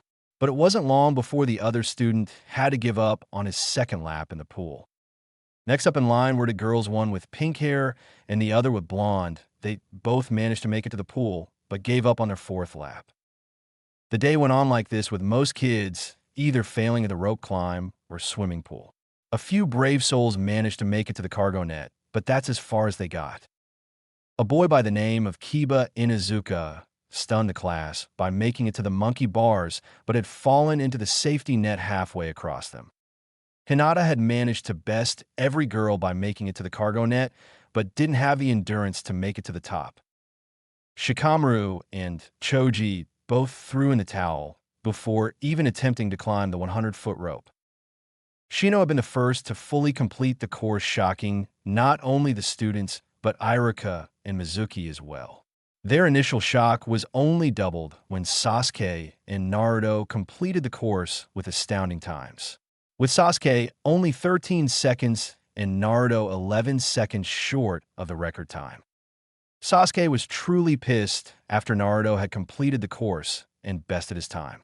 He had accepted that Naruto knew a more advanced jutsu, but he thought for sure he would be faster and stronger than Naruto, but was proven wrong during the obstacle course. There was only one thing left now, and that was who the better fighter was. All right, class, listen up. I'm afraid that's all we have time for today. We will resume class the same time tomorrow. Get plenty of rest because I know your muscles will be aching tonight. But before I dismiss you, does anyone have any questions? Yeah, how come you didn't test us on our fighting abilities? Sasuke says in an irritated voice. I was saving that for tomorrow. I first needed to see your physical abilities before I placed you in your sparring groups. That way I won't pit anyone against an opponent that would completely outclass them. Iruka answered. Makes sense, I guess, Sasuke says before shooting Naruto a cynical smirk. Naruto noticed the smirk, but decided it would be more Aburame-like of him to simply not acknowledge it. So he adjusted his glasses and turned his back to Sasuke. Sasuke was infuriated. How dare he turn his back on me? ULL Chapter 6, Round 1. So, what was your first day in lightning? Shibi asked his two sons sitting across the dinner table from him. More or less, Shinos replied casually. What are you talking about, more or less?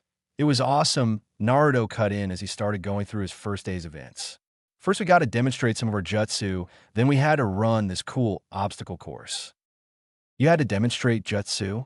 Shina interjected. And what jutsu did you reveal Naruto? Shina asked curiously. Naruto became a little nervous. Well, you see, I kind of demonstrated my mass insect clone jutsu. Naruto answered hesitantly. Shina raised an eyebrow. You kind of demonstrated it. How do you kind of demonstrate it? Naruto grinned. I only summoned half the clones I was capable of creating. Shina sighed. Naruto, I recall telling you to keep your most powerful jutsus a secret. Naruto looked dejected. I know I didn't plan on showing that jutsu, it's just. You wanted to prove you were the best. Shibi says, finishing Naruto's statement for him. Come on, you can't think that's what I was trying to accomplish. Shibi, Shina, and Shino gave Naruto a knowing stare. Okay, but you should have seen that Uchiha. He thought he was such hot stuff when he used that fire jutsu. I just had to shut him up. No excuses, Naruto. You know showing off isn't our way. Leave that reckless way of behavior to the Uchihas. Shina says with obvious disapproval in her voice.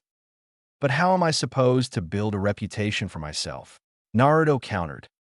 Shina narrowed Naruto a stern gaze. So, becoming famous is the goal you set for yourself as a ninja? I'm disappointed.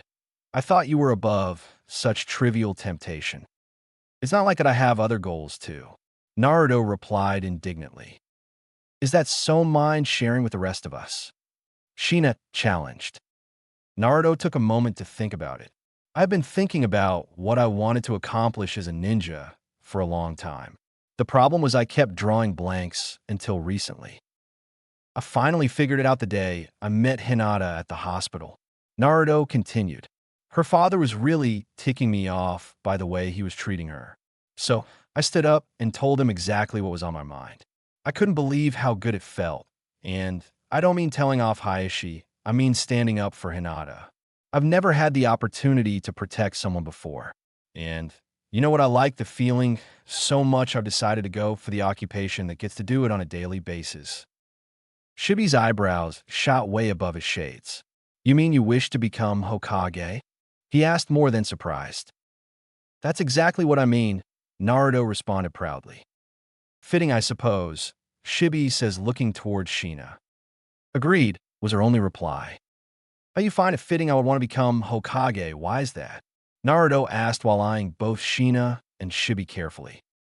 No reason, Shina says before returning to her meal, leaving Naruto to his own thoughts. The next day, good morning, class, Iruka says cheerfully to his drowsy-looking students.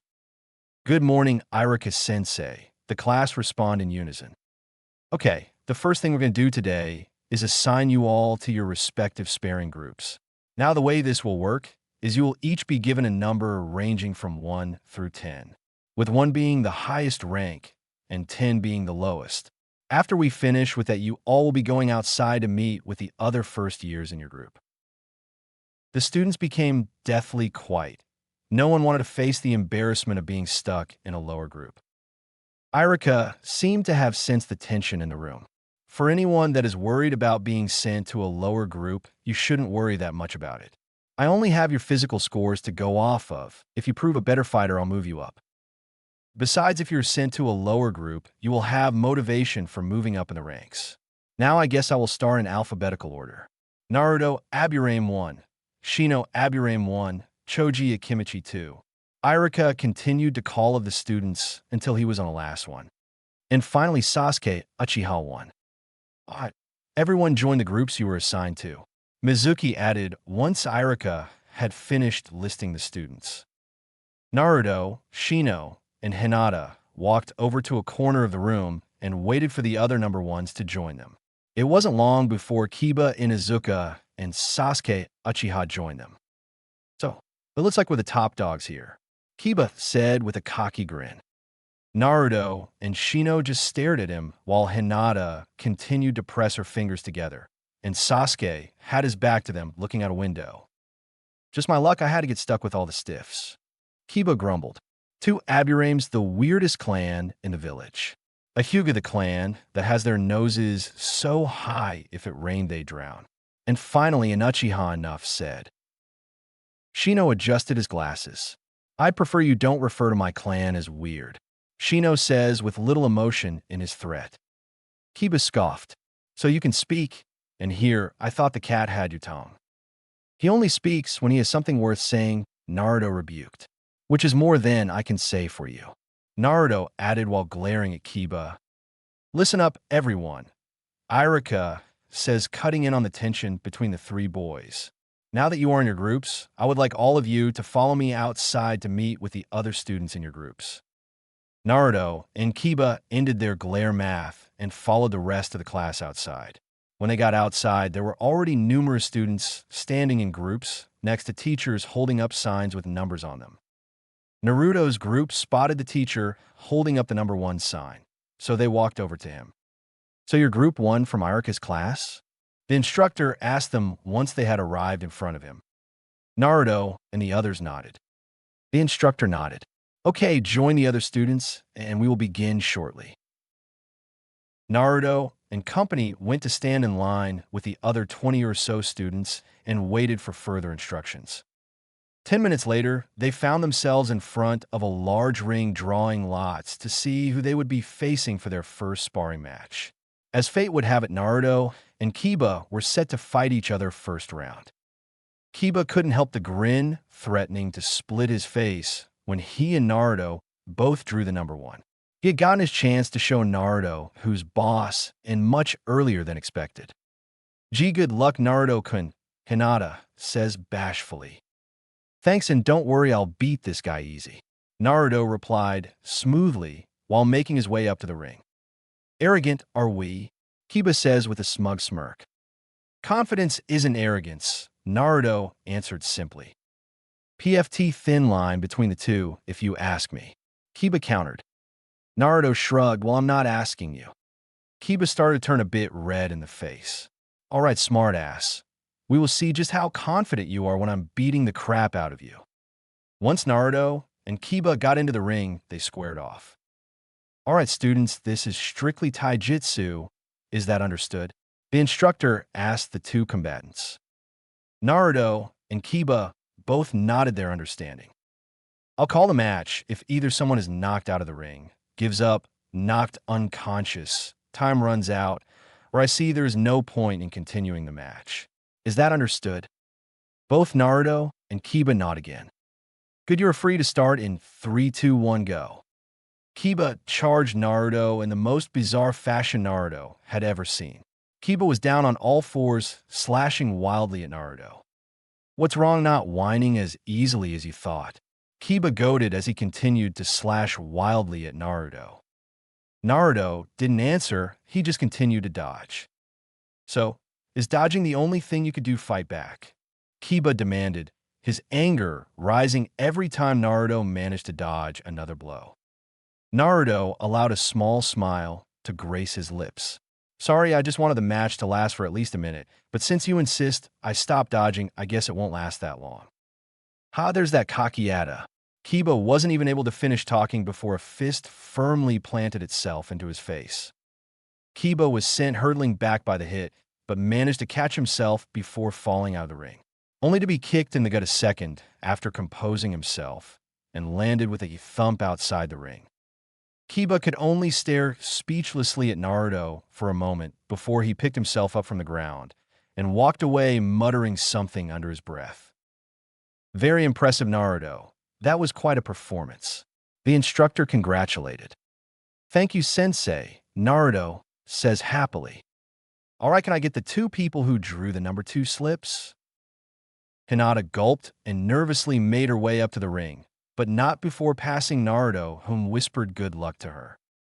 Hinata and her opponent made it to the ring at the same time and squared off once they got there. Her opponent was about the same height she was and had short black messy hair. Okay, you two have already heard the rules, so there's no point in repeating them. But in your case, Miss Hyuga, if you're going to use the gentle fist style, don't actually use chakra with your hits, understood? Why, yes, you understand. Hinata replied meekly. Good, you two are free to start in 3, 2, 1, go. The boy charged at Hinata, swinging and kicking like a madman.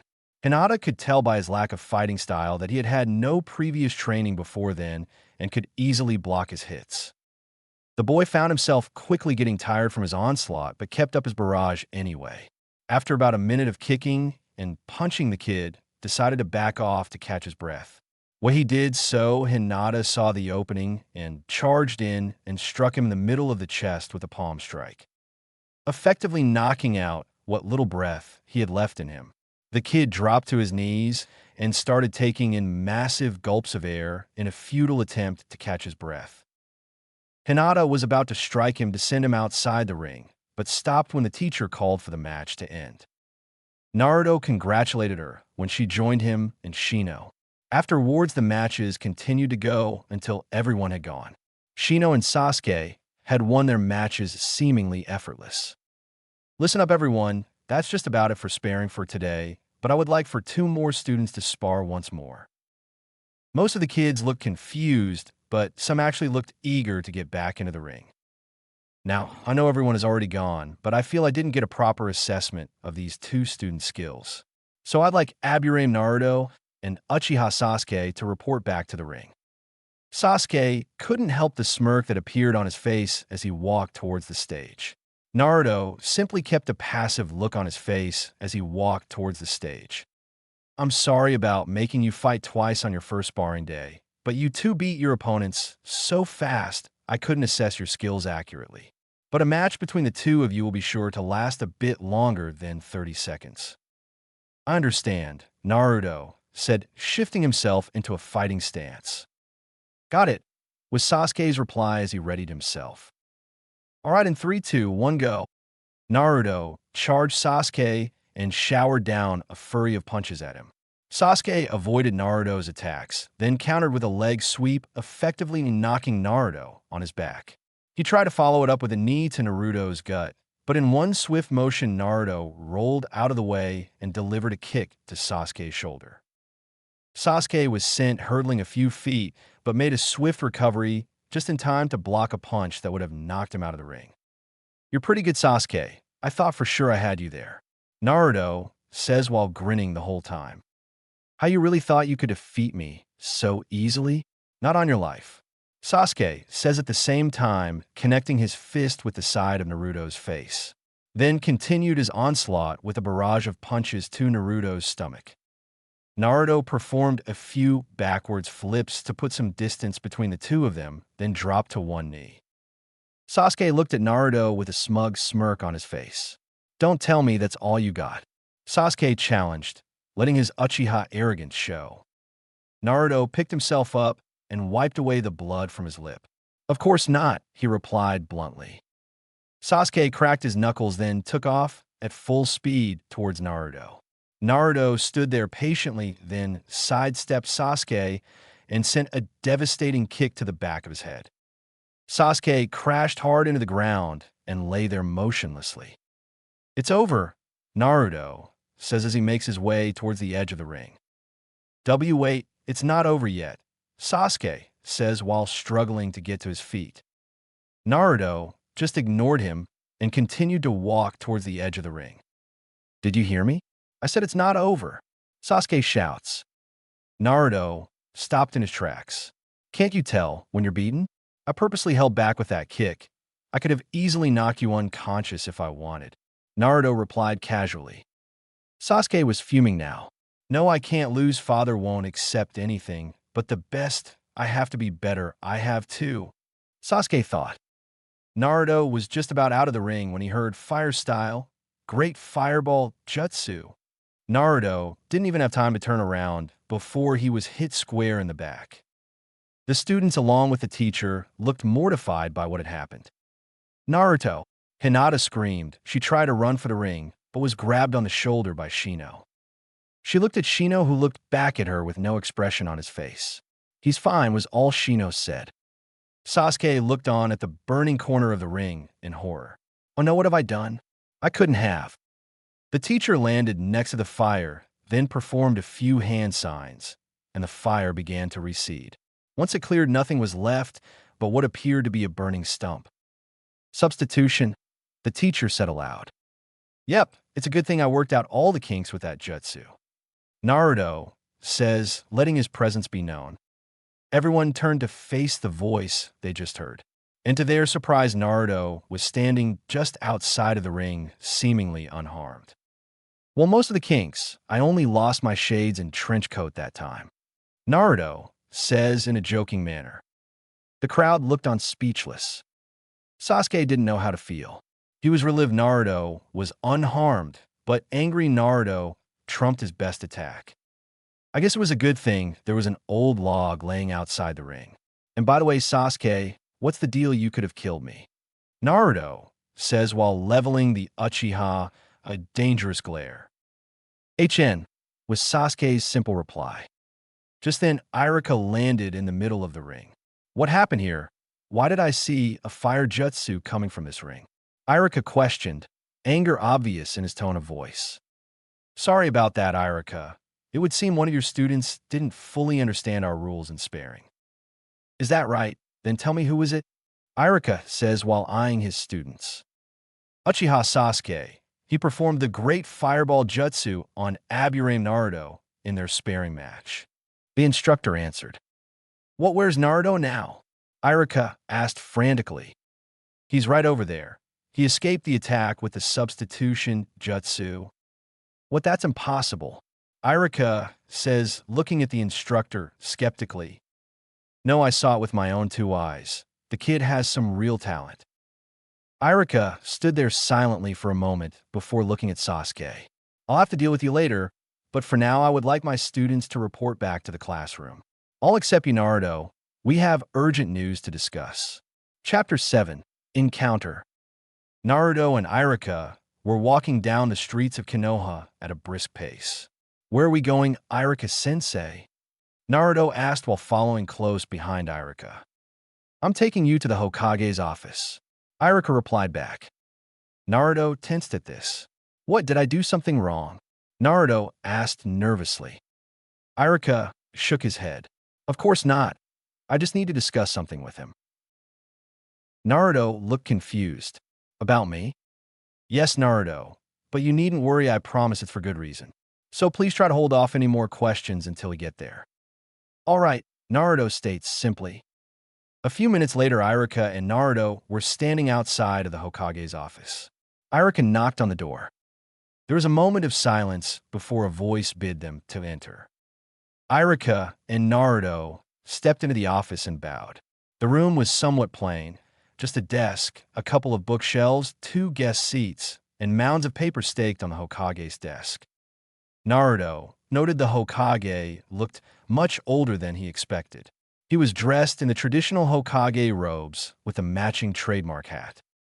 Iruka, Naruto, what a pleasant surprise. He spoke with a kind voice. Naruto looked taken aback. You know my name, Hokage-sama? Sarutobi smiled.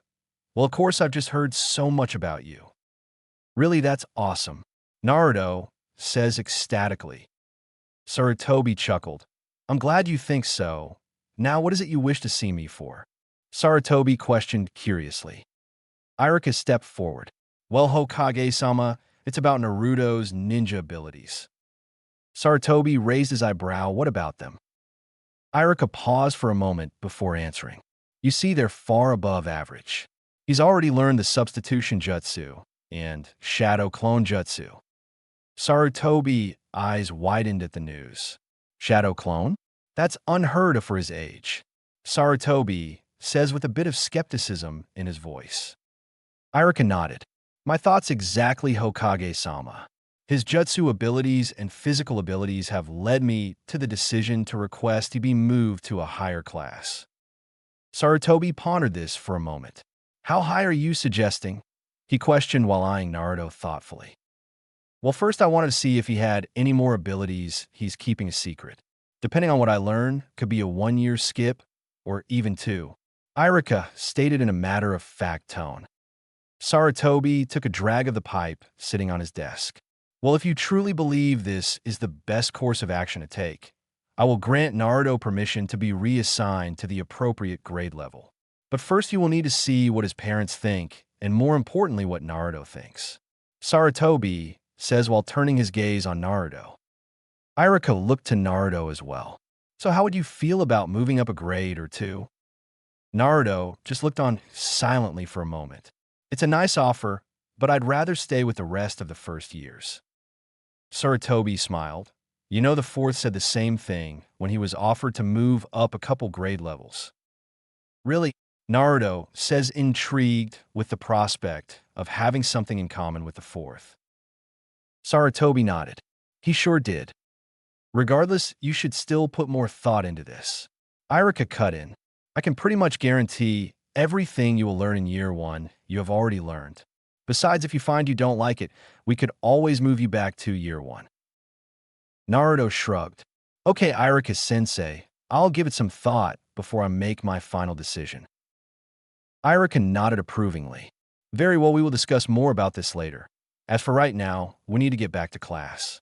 So if you would excuse us, Hokage-sama, we will leave you to your work.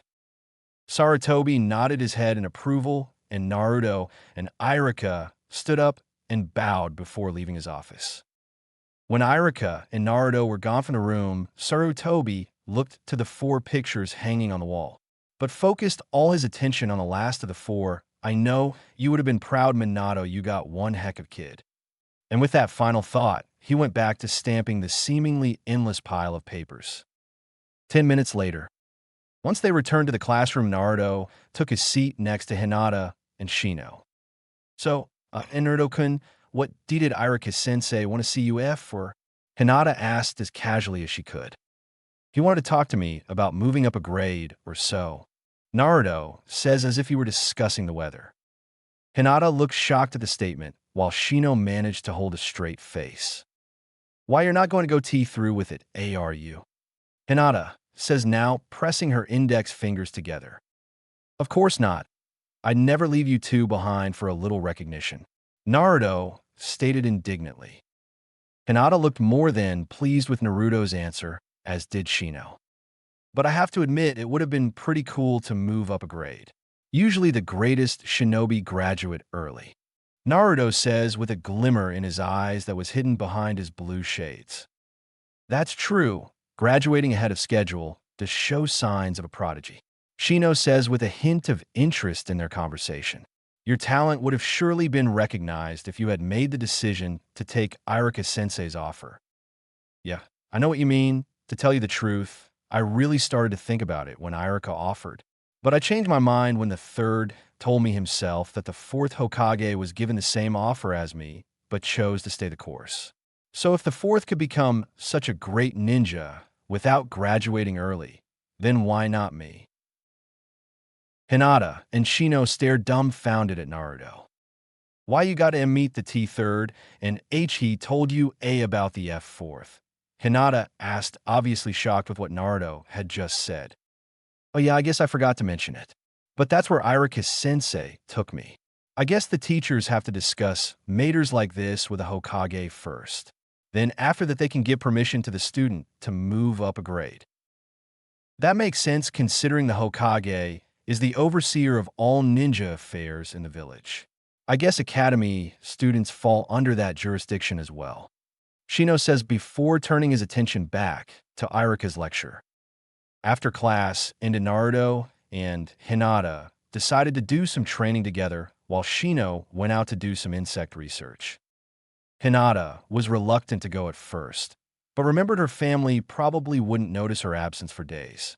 She was practically invisible to her family, or at least that's the way they made it seem.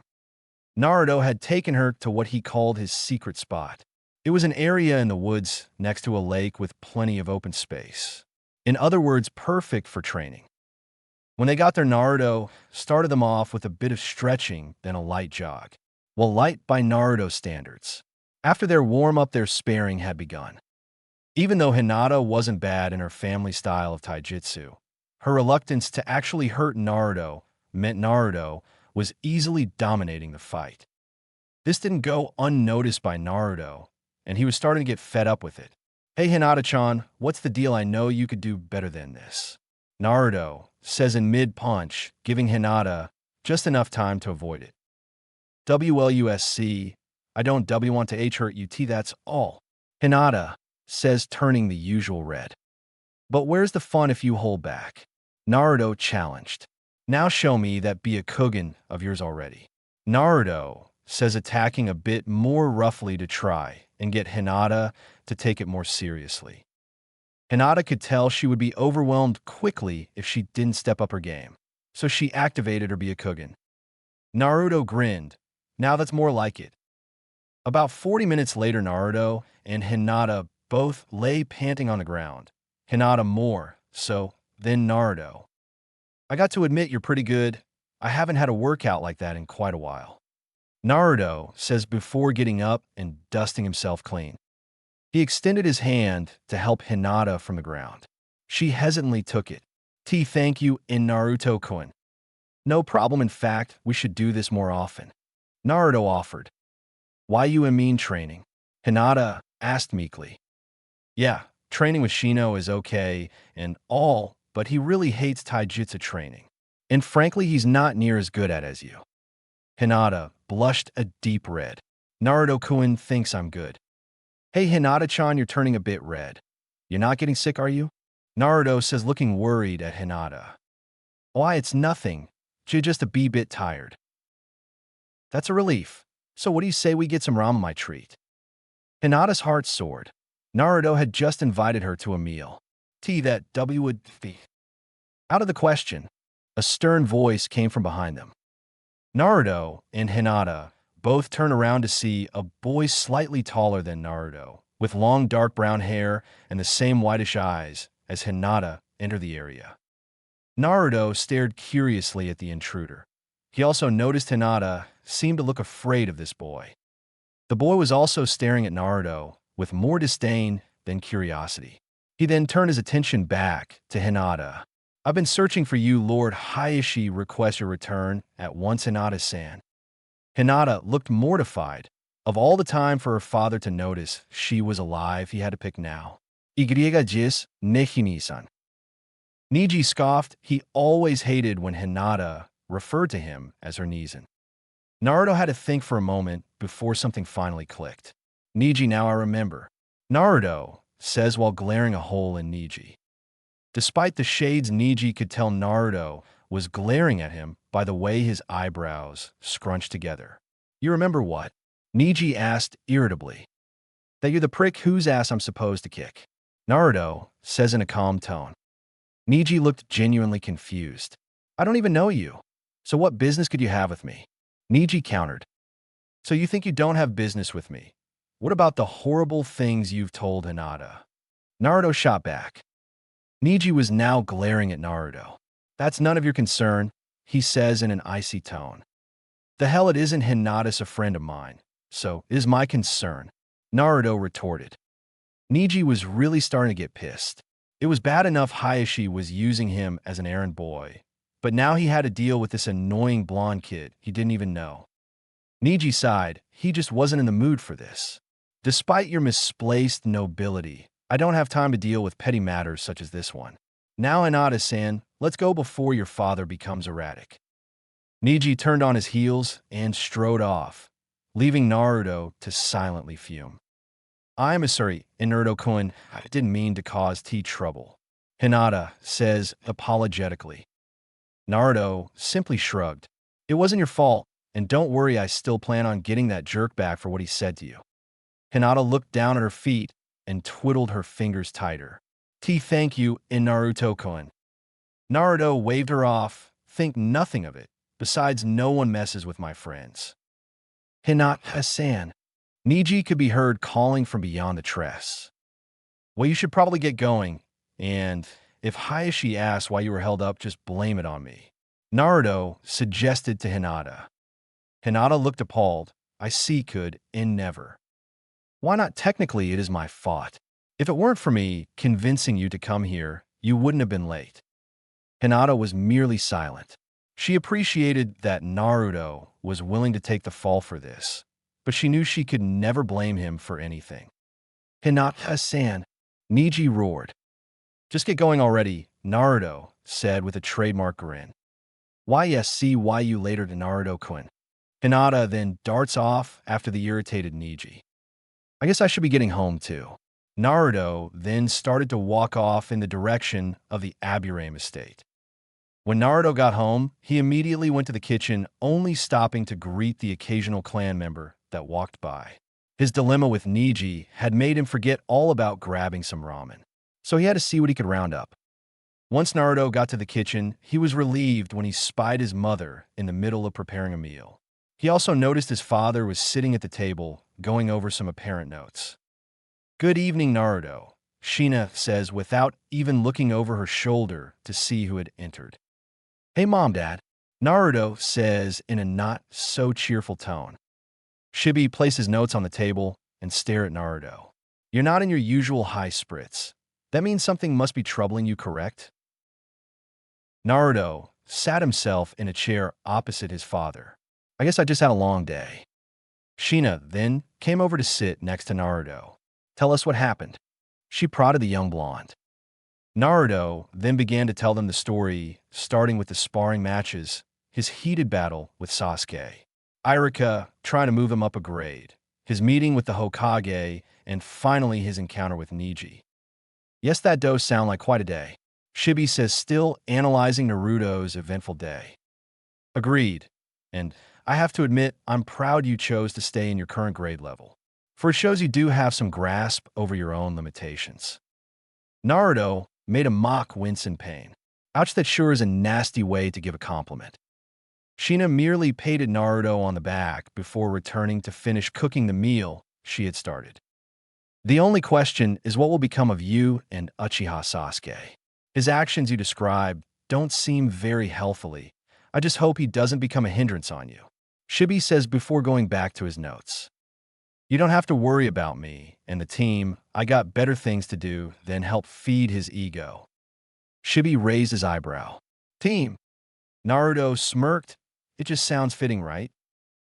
Shibi didn't answer, but secretly he did think the nickname was humorous. For months later, Sasuke was walking back to the Uchiha compound after some relentless training to help vent his current frustration. He was in a bad mood, to say the least. Itachi had been acting weird lately and refused to help him with his training. His father was finally showing interest in him, but it was obviously due to Itachi's behavior. And the worst part of it all was that Naruto had managed to best him yet again. The worst part about being beat by Naruto was that he could always tell Naruto was holding back. It infuriated him. He was an Uchiha son of the head of the clan. It was his birthright to be the best. So why couldn't he take what was rightfully his? Sasuke was so engrossed in his own thoughts that he didn't even notice how quiet the Uchiha compound was. Sasuke was brought out his thoughts when her tripped over something. And to his greatest surprise and horror, he was staring at the lifeless bodies of his aunt and uncle. Sasuke let out a deafening cry. Chapter 8. Massacre. Sasuke cried out in a petrified scream while tears poured down his face. He hastily lifted himself up from his dead aunt and uncle and took off at a full sprint. To his horror, he passed many dead clansmen, woman, and children alike. His mind was spinning. Only thing he could do now was seek sanctuary at his home. He was sure his parents would be there to help him. There was no doubt in his mind that they were alive. There was just no way they could be dead as well. Upon his arrival to his home, he noted it was dark and lifeless just as the rest of the town had been. It was a bad sign to Sasuke, to say the least. Regardless, he had to know for sure. He forcefully opened the door and barraged in. He was panting heavily. His heart was beating faster than he thought possible. Yet he had no time to waste. He began to call out to his mother and father, but there was no reply, just an eerie silence that adorned the rest of the district. He walked cautiously around the house, desperately calling out to his parents.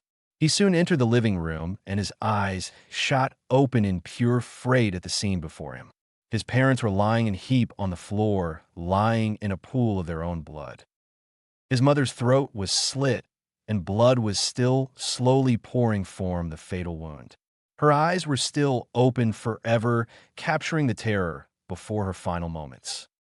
His father was badly maimed, indicating he put up a struggle before he was killed. His body had many cuts and gashes, while his stomach had a deep gash mark, and his innards could visibly be seen through the wound. Sasuke had to resist the urge to throw up, but failed in his plight to do so. He released all the contents that had been in his stomach onto the floor before him. After his fit, Sasuke slowly crawled over to his parents. He was crying profoundly. He couldn't understand what was going on. Please T this C can't be. Sasuke says through sobs. Mother, father. Sasuke screamed to the heavens. His scream fell on deaf ears. Or so it seemed. Sasuke then pulled himself into a ball and began to sob on the floor. He was content with just crying there, releasing as much of the pain he felt as he could. He then heard a familiar voice call from seemingly nowhere. Little brother, the voice said in tone that was oddly calm for the situation. Sasuke instantly shot up from his position upon hearing the voice. Who's T there? Show yourself, Sasuke says with as much conviction as he could muster. Sasuke then watched as a figure came walking out of the shadows. Sasuke's eyes widened at the figure that had emerged from the shadows. Itachi Nizan. Itachi stood before Sasuke fully dressed in his ANBU attire, while holding an emotionless look on his face. Itachi Nizan's mother and father, they've been killed. What's going on? Who could have done this? Sasuke asked, desperation evident in his voice. Itachi continued to stare at Sasuke with emotionless eyes. He then pulled out a kunai and threw it directly at Sasuke. The kunai grazed Sasuke's cheek and embedded itself in the wall behind him. Sasuke couldn't move. He was too stunned by what Itachi had just done. Realization then dawned on him. It was you. How could you? How could you kill mother and father? Foolish little brother, Itachi says without a hint of emotion in his voice. Sasuke at that moment didn't know what to think. There were so many emotions coursing through his mind at the moment. He felt fear, grief, confusion, and most of all, anger. His adrenaline was coursing through his body at dangerously high levels. So he did the only thing he could think of at that moment. He charged Itachi in a blind rage. I'll kill you, Sasuke shouted in pure hatred. To his dismay, he was met with the end of Itachi's foot. Itachi had kicked Sasuke hard in the gut. The kick had sent Sasuke crashing into the far wall. Sasuke coughed up some blood. He then looked up into the cold, merciless eyes of his older brother. All the hatred he was feeling for Itachi was replaced with an overwhelming fear. Sasuke was now shaking violently. He was afraid beyond words. I don't want to die, Sasuke wordlessly muttered. I don't want to die. Sasuke shouts before picking himself up from the ground and darting out of house as fast as he could. Sasuke was running at speeds he didn't know he was capable of. He knew he had to get out of the Uchiha district and fast. During his mad dash for safety, he soon noticed someone up ahead on the road. Once he got close enough, he realized it was Itachi. He then turned around and tried to head in the opposite direction, but bumped into someone. Sasuke fell to the ground and looked up to see Itachi looming above him. Sasuke's eyes were as wide as saucers. Please don't kill me, Sasuke pleaded. Itachi just continued to look down at his pleading brother. You're too pathetic to kill. It would be beneath me to slay someone as pathetic as yourself. Itachi replied in an icy tone. Sasuke just continued to look up at Itachi, too shocked to say anything. Your blood isn't deserving of my blade, but maybe in time you will become worthy enough to taste my steel. That's why I'm going to allow you to cling on to your wretched existence. Use the hatred you feel to gain power. Itachi advised while staring passively at Sasuke. Itachi then proceeded to activate his Mangekyo Sharingan. Sasuke looked into Itachi pen well-shaped Sharingan. This is the Mangekyo Sharingan. It's the pinnacle of an Uchiha's power. Without it, you can never hope to defeat me. To acquire this power, you have to take the life of your closest friend. Itachi then grabbed Sasuke by the collar and hoisted him up to eye level. Sasuke was now staring his brother dead in the eyes. His overwhelming fear kept him from resisting his brother's hold on him. Tsukuyami, Itachi muttered. Sasuke's eyes then shot open. He was cast into a world where he was forced to watch Itachi savagely murder the Uchiha clan. He watched his parents being killed over and over for what seemed like days. Itachi then released him from his torment. Sasuke let out a deafening scream before passing out in Itachi's grip. Itachi dropped Sasuke on the ground and simply stared at the broken boy before him. Itachi then turned his back on Sasuke while a lone tear trailed down the side of his face. He whipped away the tear, then gave his brother one last glance before disappearing into the night. The next day, the news of the Uchiha massacre spread like wildfire. There wasn't a single soul that wasn't talking about the news. A lot of people found it hard to believe that the prestigious Uchiha clan was taken down with so little resistance. If anything, they would have thought it would have been an all-out war going on in the district. But not so much as a great fireball jutsu was seen coming from the Uchiha district. The villagers knew Itachi was talented and considered a prodigy among the Uchiha. But to take down an entire clan, he must have been extremely skilled. But the most frightening part about it was how quietly he exterminated them. What also was a thorn in everyone's side was what drove Itachi to commit such a heinous crime. What motives could he have for doing such a thing? Was he secretly working for another village that wanted the Uchiha clan gone? Or was he simply psychotic? Regardless of how some people felt towards the Uchiha clan, the slaughter of them was a definite blow to Konoha's military power. Council meeting earlier that day. There was constant chatter going on in the meeting room. Apparently, there was a ridiculous rumor going on that the Uchiha clan had been attacked late last night. But strangely enough, Fugaku wasn't among the council, which questioned how accurate the rumor was. Sarutobi then entered the council room, and before he could even take his seat, he was already being bombarded with questions. Sarutobi raised his hand to silence the bickering clan heads and civilian representatives. The loud murmuring in the council chamber soon died down. Once the room had become quiet enough, Sarutobi began his speech. As I'm sure you have all been hearing rumors that the Uchiha clan were attacked late last night. As far-fetched as that rumor sounds, it pains me to inform you that it's true. The room instantly erupted back in a sound of a mixture of questions and chatter amongst themselves. Silence, Sarutobi says, instantly regaining the silence. Now, I'll answer your questions if they're presented not all at once. Hayashi stood up. He will be the first to get his questions answered whether the rest of the council liked it or not. What was the nature of the attack, and what were the total amount of losses? Sarutobi sighed. This will be the hard part. I regret to inform you that the nature of the attack was not made by enemy ninja, but a ninja from within our own walls. As for the amount of losses, the Uchiha clan was brought to near extinction. That's impossible, a civilian rep interjected. There's no way one ninja could single-handedly bring the Uchiha clan down to near extinction. The council once again erupted into chattering about what the Hokage had just informed them. Enough, Sarutobi retorted. I'll have no more interruption. The room became deathly quiet. Some Inuzuka took this opportunity to ask what was on everyone's mind. So who was the traitor that attacked the Uchiha clan? Sarutobi took a minute to answer the question. It was none other than Itachi Uchiha. To say the council was shocked would be an understatement. Everyone had shocked expressions plastered on their faces. Sarutobi continued after a moment to let everyone process the information that had just been given to them.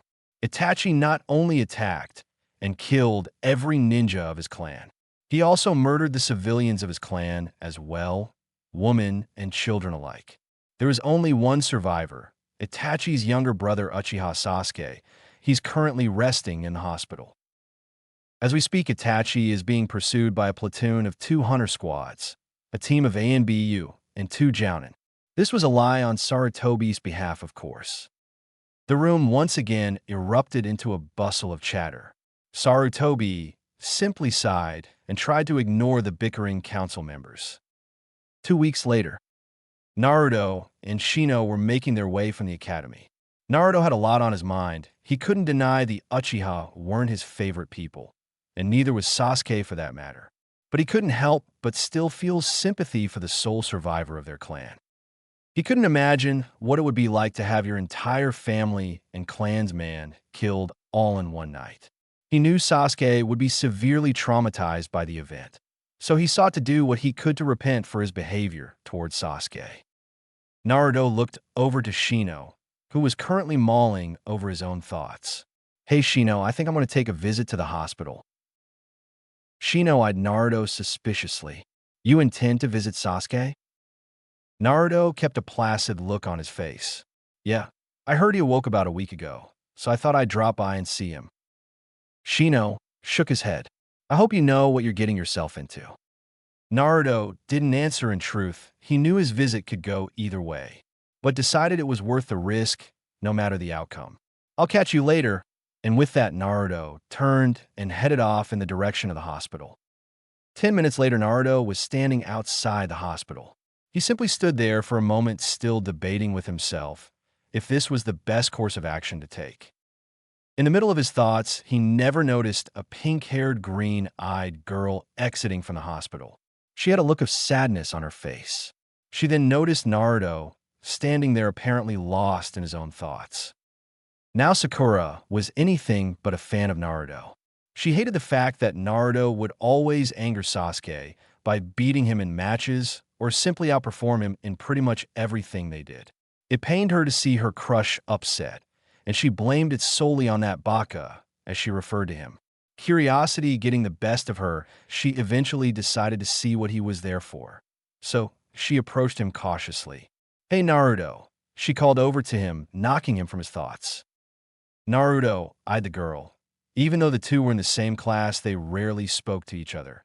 And when they did, it was usually her calling him a baka or other insult. This, accompanied with other things, made Naruto not think too highly of her. Sure, she had book smarts, but her physical abilities were average at best. But that wasn't his problem with her. He simply found it distasteful that she spent most of her time fawning over Sasuke, when she could be using her time to better her current ninja abilities, something that Naruto was sure would cost her in the long run. Hello, Sakura, Naruto said as politely as he could. Sakura had to admit she was a bit nervous about approaching Naruto. Oh hey, I was just wondering what you were here for, she questioned curiously. Naruto adjusted his shades. I came to visit Sasuke, Naruto replied plainly. Sakura looked taken aback by the news. She knew those two were anything but friends, so she found it suspicious he would want to visit him. Really, you want to see Sasuke-kun? That's correct, he's a fellow student, an eventual comrade. It's only right I see him in his time of need. To say Sakura was surprised at what Naruto said would be an understatement. After her initial shock, she then had a look of sadness on her face. Naruto made no indication that he noticed her change in demeanor. He just continued to stare at her. Sakura then looked up at Naruto. I'm sorry, but Sasuke hasn't been the same since the incident. I doubt he'll talk to you. He hasn't spoken to anyone who comes to visit. I've came to visit him every day since he awoke from his coma. Everything I try to do to confront him, he simply sees as annoying. Naruto didn't give Sakura a response right away. After contemplating the situation, Naruto decided he had to see Sasuke's behavior for himself. "Thank you for the heads up, Sakura," Naruto says before walking past Sakura. A few moments later, Naruto was standing at the information desk. He informed the nurse he was there to visit Sasuke. The nurse gave Naruto directions to Sasuke's room. Naruto thanked her and headed to his destination. Once Naruto got there, he reached for the handle of the door, but paused. "I'm probably going to regret this," he thought before entering the room. Naruto slowly opened the door and took in the sight. Sasuke's room was adorned with many gifts from balloons to dozens of wrapped presents. Also, there was what seemed like hundreds of get well cards on his bedside table. "Nice to see the villagers haven't spoiled you too much," Naruto says, making his entrance known. Sasuke, whom was staring out the window brooding, turned slowly to face his guest. Naruto couldn't help but notice the change in his eyes. There was pain, grief, sorrow, and most of all, hatred in his eyes. Sasuke glared at Naruto for a while before finally speaking. "And just what do you want, dope?" Sasuke asked coldly. Naruto unaffected by the tone Sasuke used with him. After all, this was the behavior he was expecting from him. "I just came to see how you were doing. After all, you're a classmate and eventual calm." "Save it," Sasuke interrupted. "I don't need some act of pity on your behalf." Sasuke spat with venom. Naruto walked further into the room. "Don't be a fool. This has nothing to do with pity." "Hn," was Sasuke's reply as he went back to looking out the window. Naruto sighed. "After what happened to you and your clan, I came to reevaluate life. It's a painful truth, but after what happened to your clan, it got me thinking about how life can suddenly come to an end without the slightest warning." Sasuke was listening to Naruto's words, but they only seemed to infuriate him all the more. "I just wanted to make sure when my time comes that I die with no regrets. That's why I'm proposing that you and I start over." Sasuke stared at Naruto like he grew another head. "And just what the hell do you mean, start over?" "What I mean is, how about we forget what's all happened in the past between the two of us and start over? I know there's a lot we could accomplish if the two of us spent more time working together as opposed to going at each other's throat." Sasuke stared at Naruto for a moment, trying to process everything that was said to him. He then spoke in a cold tone, "Forget it." Naruto raised his eyebrow. "Forget it?" "That's right. I don't need you, or anyone for that matter. I'll gain power my way, and frankly, I don't need any pals to slow me down," Sasuke retorted. Naruto stared at Sasuke with disappointment. "So that's what you think a friend is? Someone that will only hinder your progress? Well, you're wrong. Friends are what give you strength. How can you expect to gain power by only fighting for your own selfish ambitions?" Sasuke was red in the face with anger. "Just what the hell do you know about it? I've seen things you could never comprehend." Naruto continued to look at Sasuke with a calm look on his face. "You're right, I don't know anything about it, but regardless, I wanted to help in any way I could." Sasuke was unmoved by anything Naruto said. "So, you want to help Aburame? Then why don't you start by getting the hell out of my room?" Naruto merely shook his head before exiting the room. "I knew visiting him was a bad idea," was Naruto's final thoughts before leaving the hospital. Chapter 9. Time goes on. 3 years and 3 months later. Naruto, age 11, looked over to his bedside clock that was currently ringing like there was no tomorrow. He sighed before slamming his hand on the evil contraption that read 5 a.m. Yawning, he slowly pulled the bed sheets away from his body and lifted himself from the bed. "Man, I swear Mom's a slave driver," Naruto mentally thought. "Well, what can you do?" Naruto then went to prepare himself for the day. First stop on his list was a cold shower to fully awaken himself. After some shock treatment courtesy of the freezing shower, he was fully awake, to say the least. He slipped on his gear and made his way down to the kitchen to grab a bite. Shina was already there waiting for him and had their meals already laid out for them. "Morning, Naruto," she said cheerfully. "If you could call it that," Naruto replied sourly. "The sun isn't even up yet." "Don't complain, you act like you've never been awake at 5 before. Besides, I wanted to get an early start. Shina says while taking her seat across for Naruto. Anyway, I would think you would be a bit more appreciative for getting permission to have you pulled from the academy for 5 months wasn't easy. Naruto looked a little down. He didn't intentionally mean to upset his mother. Sorry, really, it's just I've never been much of a morning person. And believe me, I do appreciate everything you're doing for me. Apology accepted, Shina said before returning to her breakfast. Naruto was also digging into the meal before him. So, Okayasen, where's this training of ours supposed to take place? That's a surprise, Shina says without looking up from her plate. Naruto chose not to argue the matter any further, for his mind was on other things. He was more than excited to get to go on a private 5-month training session with his mother. But he couldn't help feeling guilty about leaving Hinata and Shino for that long. He often wondered how they were going to hold up in his absence. He knew they weren't weak, far from it actually. Both Shino and Hinata had developed impressive skills over the last 3.5 years during the academy. He just hoped they would remain focused and continue their progress without him being there as a motivational aspect. Naruto also was a bit down about missing the final 5 months of the academy, for he was due to return from his training just a day before the Genin exams. Naruto eventually cast that aside and thought about all the ups instead of downs. One thing he was grateful for was that he was without a doubt going to return stronger than ever. Not to mention 5 months without the team sounded like a dream come true. Over the past 3 years, Sasuke had become one, if not the hardest people for Naruto to be around. He was so cold and arrogant, it was sickening to Naruto. Sasuke constantly challenged Naruto to spars and insulted him any chance he got. To Naruto, Sasuke's act were childish and plainly put immature. How could someone ever expect to be taken serious when he acts like a spoiled little kid? Naruto eventually decided to get Sasuke out of his mind, for the mere thought of him was putting him in a bad mood. Shina noticed Naruto's sudden change in demeanor, so she decided to pry. Is there something wrong? Are you having second thoughts about leaving? Naruto snapped out of his daze and looked to Shina. No, it's nothing like that. I was just wondering how things are going to be without me. I see you're worried about your brother and Hinata, I presume. Shina asked, already knowing the answer.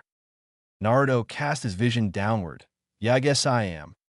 I'm not surprised. 5 months is a long time. I'm sure it's hard for them, just as it is for you. But I promise they will be just fine, so try not to worry about it too much, understood? Naruto nodded, feeling much better after hearing his mother's reasoning. Well then, what are we waiting for? Naruto says with vigor. Shina gave Naruto a small smile of approval. You are absolutely correct, time is wasting, so let's get a move on. Both Naruto and Shina went to retrieve their already packed bags and slipped them on. You ready for this? Shina asked, giving Naruto a chance to make sure everything was a go. Like I said, what are we waiting for? Naruto replied plainly. Shina nodded before leading the way out of the Aburame estate. Naruto and Shina were walking through the village at an even pace. Naruto couldn't help but notice how dead the village seemed so early in the morning. All for a few shopkeepers that were preparing for the day, there wasn't a soul in sight. 20 minutes later, Naruto and Shina were soon on the outskirts of the village that led to all the training areas. Shina eventually stopped Naruto at a section that was completely gated up. Do you know where we are? Shina asked while Naruto was in the middle of observing the forest that was behind the gate. Naruto looked at Shina, a bit nervous. I have an idea, but you can't be serious. Of all the places you want to train me here? Shina gave Naruto a slight grin. That's correct, this is Sector 44, also known as the Forest of Death, and this is where you'll be training for the next 5 months. Naruto gulped. He had heard his fair share of stories about this place, none of them good. He started to question if his mother was in her right state of mind for bringing him to a place like this. Hey, Okayasen, isn't this the place where the Chunin exams take place? Shina nodded before turning to Naruto. This may be where the Chunin exams take place, but you will be doing your training in a section that's off limits during the Chunin exams. It's far more dangerous than the section where the Chunin exams will commence. Now Naruto looked as if Sheena lost her mind. It became clear why she didn't allow Shino or Hinata to accompany him during this training trip. Sheena noticed Naruto's uneasiness. "Don't worry, I'm confident in your abilities, for I would have never brought you here if I didn't think you weren't ready for this." Naruto nodded, taking Sheena's words to heart. He then shifted his gaze back at the forest with new confidence, ready to take on whatever the forest threw at him. "So are you ready for this?" Sheena questioned. "I am," Naruto says with pure confidence and self-assurance. "Then let's go." Sheena walked over to one of the many gates and pulled out a key, unlocking it. "Remember, stay close to me at all times. This forest is big and you'll get lost." Naruto and Sheena both took off into the trees once they entered the forest. It had only been 10 minutes before Naruto and Sheena were greeted with one of the many blood-thirsty inhabitants of the forest. Sheena had given Naruto the honors of killing the giant reptilian creature. About 2 hours later, and many sore muscles on Naruto's behalf from dueling with every creature that got in their way, they had finally arrived at their destination. It was another fenced-off area that was located deep in the forest. Only the fence was made of thick black bars as opposed to the thin grid, designed ones on the outside of the forest. "So this is it," Naruto says, a bit winded. "That's correct," Sheena says while observing the terrain. "Well, why are we just standing here? Are we going in or what?" Naruto questioned. "We will enter soon enough. For now, we must wait," Sheena says while taking a seat on a nearby log. Naruto looked confused. "Wait for what?" Just then a kunai whizzed by Naruto's face, grazing his cheek, while a figure wrapped their arm around his neck. Naruto was completely caught off guard by what happened next, as the figure actually began to lick the small blood trail on his face. "What the hell are you doing?" Naruto shouted in disgust. He then attempted to elbow the person off him, but said person caught his elbow. The person began to snicker. "So, Sheena, this is the Gaki you're taking into the forbidden section?" Naruto noticed that figure had to be in fact female by the sound of her voice. He turned his gaze in her direction to get a look. The woman had purple hair that was tied into a spiky ponytail and almond-color eyes. Her attire consisted of a tan trench coat and orange miniskirt, with the rest of her clothing being made entirely of fishnet that left little to the imagination. "You're correct, Anko-san, and if you don't mind, can you spare my son from your perverted tactics of instilling fear?" Anko then released Naruto. "Spoil all the fun. Oh well, the little Gaki is about to get more than his share of fear," Anko says with a sinister grin. Anko then reached in her pocket and pulled out a ring of keys. I can't remember the last time they ever allowed someone so young to enter this section of the forest. I've known jounin that shat themselves after spending a day in here. Naruto grimaced. "Is it really that bad in there?" Anko looked at Naruto with a twisted smile. "You better believe it, Gaki, you're going to meet creatures you thought only existed in nightmares. Hell, that place is a nightmare." Don't take her words to heart, Naruto. Anko-san is merely trying to frighten you. Anko shrugged. "Believe what you want to, but I'll give you a day before you come running out of there crying your ass off." "I don't run away from any challenge," Naruto says with conviction. "But you do cry," Anko says while unlocking one of the few locks on the gate. "If the occasion calls for it," Naruto says with no shame. "Well, Gaki, I can tell you now, the situation will call for it." Just then, Anko finished unlocking the gate and stepped aside. "Have fun," Anko says in a playful tone. Sheena sighed before lifting herself from the log. "You will never change, Anko-san." "You damn right." Sheena stepped next to Naruto. "Now, Naruto, if you have any doubts, this is the time to speak up." "I have none. Let's just do this," Naruto says with vigor. "You got balls, Gaki, I give you that much, but we will see just how long you last," Anko says before shutting the fence behind Sheena and Naruto. Naruto looked at Anko from behind the fence. "Care to make a wager then?" Naruto asked coolly. Anko grinned at this. "And just what did you have in mind?" "Well, I'm purposing that if I can stay in here for the entire 5 months that you have to treat me to all I can eat at the Ichiraka ramen stand." "I'll take you up on that," But if I win, then you have to treat me to all I can eat at any dango shop of my choosing. Anko says, grinning mischievously. Naruto walked over to the fence and outstretched his hand. Anko then took his hand in hers. I hope you got deep pockets, Gaki. Likewise was Naruto's reply. Sheena only nodded her head. It's almost scary how similar those two are, Sheena thought to herself. Let's get going, Naruto. We don't want to be the welcoming committee for any of the blood-thirsty creatures here. Naruto simply nodded and followed Sheena up into the trees, and they soon disappeared from Anko's view. Anko took off into the trees, as well heading for the exit of the forest. Aburame Naruto, he's an interesting Gaki to say the least. 3 hours later, deep into the forbidden section, Naruto was exhausted. He couldn't believe some of the creatures he had to face off against. Not to mention, he had to do it alone, considering Sheena was content with just watching, much to Naruto's protest. Naruto also found that Anko had some truth to her words. For the wildlife in the forest was defiantly the stuff nightmares were made of.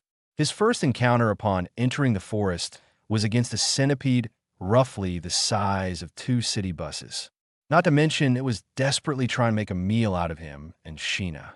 He eventually managed to bring the brute down, but not without receiving some injuries of his own. Now Naruto was lying on his back, panting hard. He had just got done decapitating a giant snake that wouldn't take no for an answer. I hate this place, Naruto shouted. Just then, an elephant-sized tiger emerged from the brush, content on making Naruto his lunch. Naruto sighed. Did I mention I hate this place? A few hours later, Naruto and Sheena came upon a clearing that was next to a beautiful lake.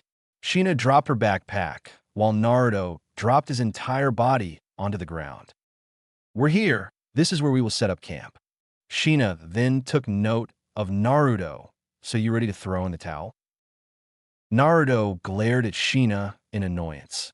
Hey, if you would have helped me with those battles, I wouldn't be in this shape in the first place. Sheena shrugged. Sorry, I was under the impression that we came here to train you, not me. Naruto couldn't deny that it was his training to endure after all. Fair enough, Naruto says while lifting himself up from the ground. Sheena surveyed the surrounding area for a moment.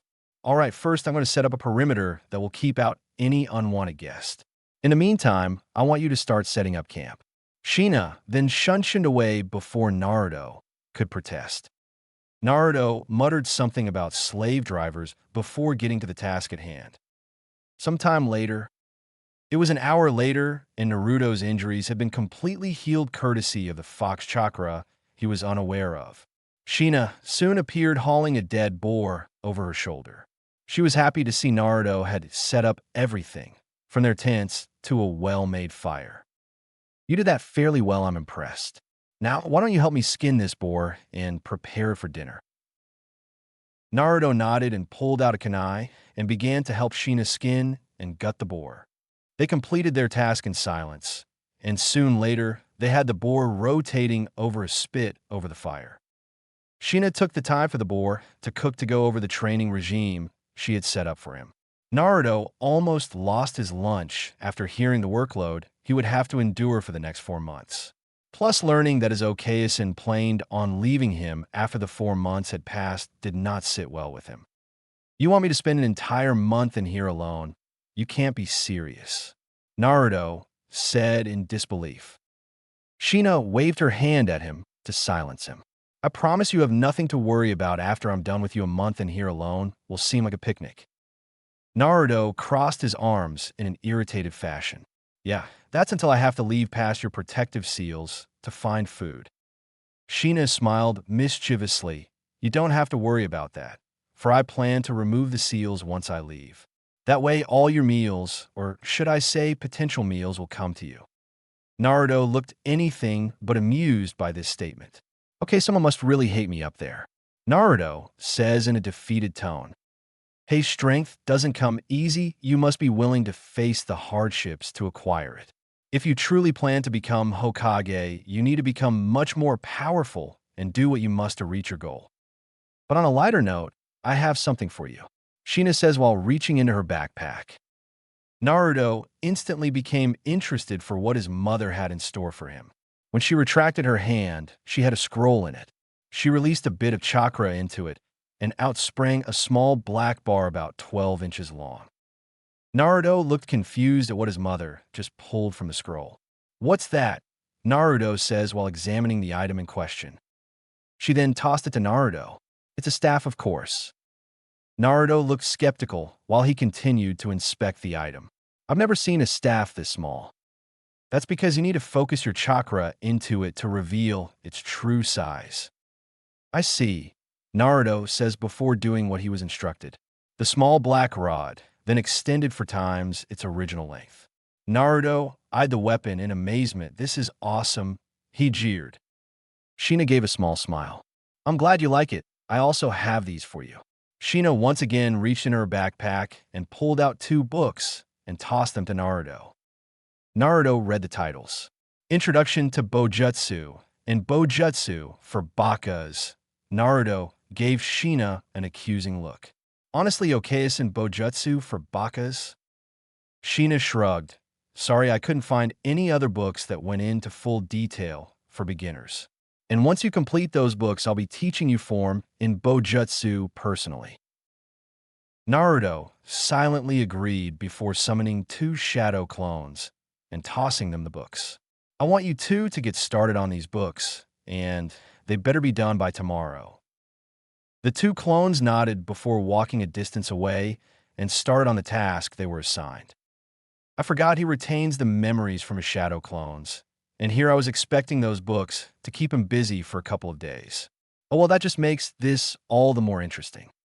4 months and 3 weeks later, Naruto was sleeping peacefully in his tent until he felt a familiar twinge in his arm. He slowly got up and rubbed the sand out of his eyes. "Looks like I got a visitor. Lucky me," he said with sarcasm. Reaching down to grab his staff, he made his way out of the tent. The sun had just risen, and the morning dew still laced the ground. Naruto walked over to the nearby river and splashed some water on his face. He then observed his reflection. His trench coat was now gone thanks to the many animals that he was constantly forced to do battle with. His undershirt was dirty and badly torn, while his pants weren't in better shape. Surprisingly, his shades had not sustained any form of damage as opposed to the rest of his attire. Naruto then channeled some chakra into his staff and extended it to its full length. Observing the forest, he waited patiently for his guest to make its appearance. Soon enough, an elephant-sized tarantula slowly emerged from the forest and locked eyes with Naruto. Naruto merely sighed. "Not another one of these things, and here I was hoping for a decent breakfast. Oh well, beggars can't be choosers." Readying himself into a fighting stance, he prepared to take on the behemoth of a creature. Naruto then caught a glimpse of another tarantula crawling out of the forest from behind him. Damn, 2 of them, this might get tricky. The tarantula in front of Naruto reared on to its hind legs and shot a stream of thick silk towards Naruto. Naruto, for his part, grinned before twirling his staff like a windmill and effectively knocked away the sticky web. The other tarantula took this opportunity to lunge onto Naruto. Naruto did a backwards somersault over the spider and dug his staff into the ground and used his momentum to springboard himself back at the spider. He kicked the spider hard in the abdomen, sending it crashing into his apparent partner. Naruto didn't waste any time as he summoned his beetles to attach themselves to the joints of one of the spider's legs, rendering the arachnid immobile. The spider that was still capable of movement charged Naruto, hell-bent on ensnaring him and draining him dry. Naruto dropped his staff and ran off a series of hand signs. Shadow, clone jutsu. Naruto was now standing next to 2 identical copies of himself. Naruto then picked up his staff and charged the spider along with his clones. "You know what to do," Naruto shouted to his clones. They nodded before running in a zigzag pattern to confuse the charging spider. The spider lashed out at the incoming Narutos but couldn't keep up with their speed. One of the clones managed to slip under the spider and kicked with all his might. The spider was sent into the air, and the second clone followed up with another kick to the spider's soft underbelly, sending it further into the air. The original Naruto already above the spider and was falling fast to meet the spider head-on. He thrust his staff with all he had, effectively skewering the spider in the thorax. The impact sent the spider crashing with tremendous force onto the ground below. Naruto landed gracefully on top of the spider, while it squirmed for a bit before collapsing dead. Naruto wrenched out his staff before reverting his attention back to the spider he rendered immobile earlier on. He then nonchalantly made his way over to the immobile spider and jabbed his staff into its head, killing it instantly. Naruto did the best he could to brush away the spider guts that were stuck on his clothes with not much luck. An hour later, Naruto and his insect companions were feasting on their latest kill. Naruto had to admit that not everything in the forest tasted like ass. It was just a shame that the giant tarantula wasn't one of those things. Brushing the thoughts aside, Naruto summoned 20 clones to get started on the day's training. He had 5 of them practice water walking to better his chakra control, while he had another 5 go out deeper into the forest to find something decent to eat for lunch. Another 5 were working on a wind jutsu that he had learned, but yet to perfect. The last of his clones all had separate books on sealing that his mother was gracious enough to leave for him. And Naruto himself was left with the physical portion of his training. 3 hours later, Naruto felt the familiar twinge in his arm, and he instantly became fully alert. To his relief, his clones had been the ones to activate the seals he strategically placed around his campsite. They came into the area hauling some fruit and a freshly killed deer. Naruto thanked the clones before giving them an order to prepare the deer. One of the clones muttered something about slave drivers before he was hit over the head by another clone and dispelled. "Sorry about that guy." The clone apologized to Naruto, "but he's been complaining since the moment you sent us into the forest." Naruto nodded his head in understanding, considering he had just gotten back all the clones' memories. A couple hours later, Naruto had dispatched another platoon of clones to find dinner while him and the rest of his clones continued their training. It wasn't long afterwards before Naruto received the memories of one of his clones that he sent out to find dinner. He went rigid as he processed the battle that his clones were now engaged in. Just then another clone's memories were sent to him, then another. It took mere seconds for his platoon of clones to be dispatched. Damn, Naruto thought aloud. Hearing Naruto's seemingly random outburst, his clones gathered around him to find out what was going on. "Hey boss, what's up? You seem distracted," one of the clones asked. Naruto looked at his clone with all seriousness. "We got company." Chapter 10, Face to Face. Naruto, age 12, stared into the forest desperately, trying to come up with a plan of attack. The memories he got back from his clones disturbed him to no end. After spending nearly 5 months in the forest, he was sure he had faced everything the forest could throw at him. But the creature that took out his platoon seemed to be on an entirely different level than any previous beast he had encountered. "Yo, boss, give us some insight. What's going on out there?" One of Naruto's clones asked, breaking Naruto from his train of thought. Naruto adjusted his glasses before turning his attention to the clones that stood at the ready behind him. "It would appear we have a new foe, not like one I've ever encountered in this forest." One of the clones pounded his fist into his hand. "Well, I say bring it on, there's nothing here we can't take." Naruto sighed before launching a kunai into the loudmouth clone, dispelling it in the process. "Listen, I don't want any of you getting full of yourselves and underestimating the enemy. I'm the only one here with knowledge of what that creature can do. Is that understood?" Naruto shouts in a demanding voice.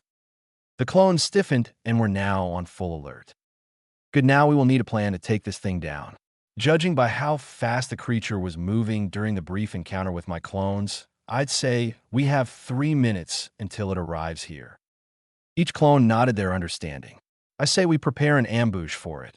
One of the clones spoke up. "Those are my thoughts exactly. I want each of you to spread yourselves out. Now go." The clones, without another word, took off in different directions, stationing themselves to surround the incoming opponent. Naruto, for his part, stayed, where he was before making a familiar hand sign. The area was engulfed in white smoke, and 50 clones stood before Naruto. "You already know the plan. Now get to it," Naruto commanded. Once Naruto had his clone stationed to his liking, he leaped up into the trees to get a good vantage point. It wasn't long afterwards before an eerie silence had enveloped Naruto's campsite. Naruto then caught sight of something moving in the bushes. "This is it," Naruto mentally thought to himself. The creature slowly made its way out of the brush and onto the vacant area. Naruto, along with his hidden clones' eyes bulged at what they were seeing. In all of Naruto's life, he had never seen anything like this monstrosity. What the hell, Naruto thought as he observed the creature. Even though he had the memories of his clones battling, they were taken out by the creature so fast that none of them actually managed to get a good look at it. But now he was staring at it in all its horrific glory. The thing stood a good 9 feet tall and resembled a crossbreed between a praying mantis and mosquito. Its forearms were shaped like giant scythes, while its exoskeleton appeared to be completely metallic. The creature surveyed its surrounding, occasionally sniffing in the air.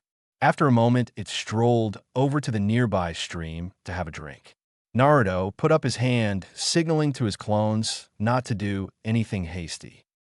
In all honesty, he was hoping for the creature to simply leave after it had its fill of water. Naruto knew right off the bat that the creature was defiantly not normal. If anything, it looked like some form of a failed experiment. But he couldn't figure out why something like it would be permitted to just prowl around the forest. Naruto was soon caught in a struggle between taking down the creature while he was prepared for it, or simply let it go on its way and risk being caught off guard later on. His dilemma was soon answered for him as the creature suddenly vanished from view and numerous pops could be heard in the trees. Naruto turned to his right and caught a view of his concealed clones being torn off in quick succession. Damn, I should have figured it could smell us. Naruto then felt a wind pass him, and he barely managed to dodge backwards as the creature appeared behind him and tried to sever his head. Naruto landed gracefully on the ground, but quickly had to pull out his staff to block an incoming slash that would have surely cleaved him in half. This creature's speed is astounding. Naruto then noticed he was being pushed back by the creature as his staff battled for dominance over the creature's scythe. On top of that, it's strong as hell. Just what is this thing? The creature took the opportunity to use its second bladed arm to rip Naruto to pieces. Naruto saw the incoming slash, so he stopped his power struggle with the beast and leapt over the incoming slash and countered with a hard kick to the creature's midsection. The monster and insect was pushed back by the blow, but appeared unharmed.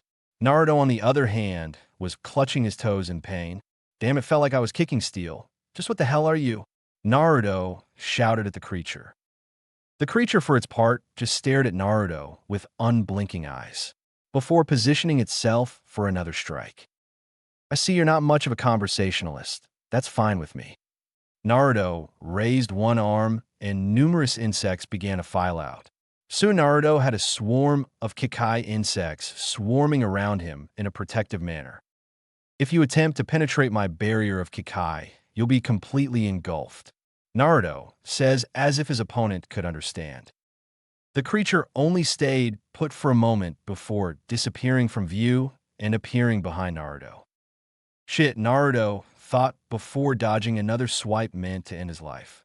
But true to his word, the Kikai insects instantly attached themselves to all corners of the monster's body. Naruto's insects were trying desperately to tear the creature apart, but with little success. It's no use, they can't bite through its thick hide. I'll need another plan of attack. Before Naruto could gather his wits, he was already back on the receiving end of deadly slashes by the creature. Great, this thing doesn't fight like an animal. Call me crazy, but it's almost as if this creature uses its head in battle. Naruto was so engrossed in his own thoughts and dodging the deadly slashes, he didn't notice he was being backed up against a tree. When his back finally touched the tree, he had to duck under a slash that tore the tree in half. The tree came crashing down and almost crushed Naruto, whom barely managed to dodge it.